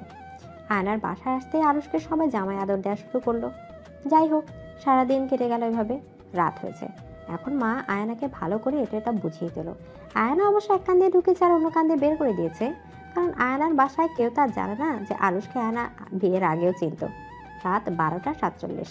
আরুষ খুব কষ্টে সব শালীদের টাকা পয়সা দিয়ে বিদায় করেছে। আয়নার কাজিনরা তো তবুও আরুষকে ছাড়ছিল না। যাই হোক, আরুষও ভেতরে ঢুকলো, কিন্তু ঢুকতে না ঢুকতে আরুষ খেলো একটা উষ্টা খেলো। আয়না ইচ্ছা মতো চকলেট খেয়ে তার খোসা পুরো রুমে ছড়িয়ে রেখেছে, তাতেই পা পড়ে আরুষের অবস্থা। যাই হোক, আরুষ তো রেগে ফায়ার, ভাবছে আয়নাকে মেরে ভূত বানিয়ে দেবে। আয়নার কাছে গিয়ে দেখে আয়না সব শাড়ি গয়না খুলে একটা গেঞ্জি আর স্কার্ট পরে ঘুমিয়ে গেছে। একদম 10 বছরের বাচ্চার মতো লাগছে। এমন ইনোসেন্ট চেহারা দেখে আরুষ সব রাগ পানি হয়ে গেল। আরুষ আর কিছু না বলে আয়নাকে বুকে জড়িয়ে ঘুমিয়ে পড়ল। পরের দিন সকাল ঘুম ভাঙে আরুষ আয়নার হাসি মুখটা দেখে। আয়নাও মিটমিট করে চোখ মেলছে। আজকে দিনটা খুব ভালো যাবে। কেন? ঘুম ভেঙেই আমার পরিটার মুখটা যে দেখলাম। ও, যাই ফ্রেশ হয়ে আসি, ও বাড়ির জন্য রওনা দিতে হবে। একটা জিনিস করার খুব শখ, কিন্তু বাসি মুখে করতে ইচ্ছে করছে না। এই না না, একদমই না। মুয়া। ওয়াক, থু থু, ছি, থুরবাল। বাসি মুখে কিস করছেন কেন? এখন শুধু কিস করছে, এই মুহূর্তে গোসল করতে না গেলে বলো আরো কিছু হয়েছে, যাচ্ছি যত সব। আয়না ফ্রেশ হতে চলে গেল। আরুষ আয়নার রুমটা ভালো করে দেখছে। এর আগেও তো কতবার এই রুমে এসেছে, কিন্তু প্রতিবারই লুকিয়ে।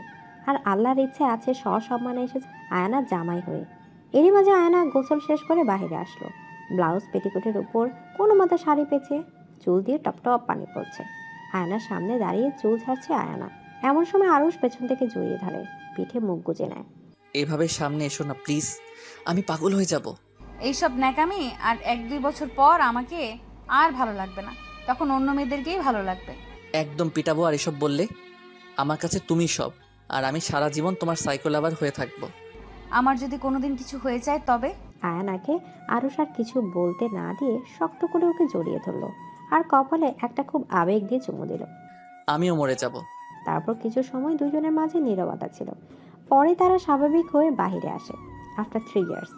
সত্যি এই 3টি বছর আরুষ কখনো আয়নাকে কাঁদতে দেয়নি, ভালোবাসা কোনো কমতি রাখেনি। আজ আরুষের মনটা ভীষণ ছটফট করছে। ওটির সামনে দাঁড়িয়ে বারবার আল্লাহকে স্মরণ করছে আরুষ। মেঘ, মাহি ওরা ওকে সান্ত্বনা দিচ্ছে। এখন মেঘ আর মাহিও হাজব্যান্ড ওয়াইফ, কিন্তু আরুষের মনে শান্তি নেই। ভেতরে তার বউ ও বাচ্চা মৃত্যুর সাথে লড়ছে। আয়না যে প্রেগনেন্ট, আজ তার ডেলিভারি। আরুষের বারবার ভেতরে যাওয়ার আগে আয়নার বলা কথা মনে পড়ছে। কেঁদো না জান পাখি, এখনই তোমাকে ডক্টররা নিয়ে যাবে, আর তুমি আর আমাদের সন্তান সুস্থভাবে বের হবে। আরুষ, আমার খুব কষ্ট হচ্ছে। আমার মনে হয় আমি বাঁচবো না। চুপ, একদম চুপ।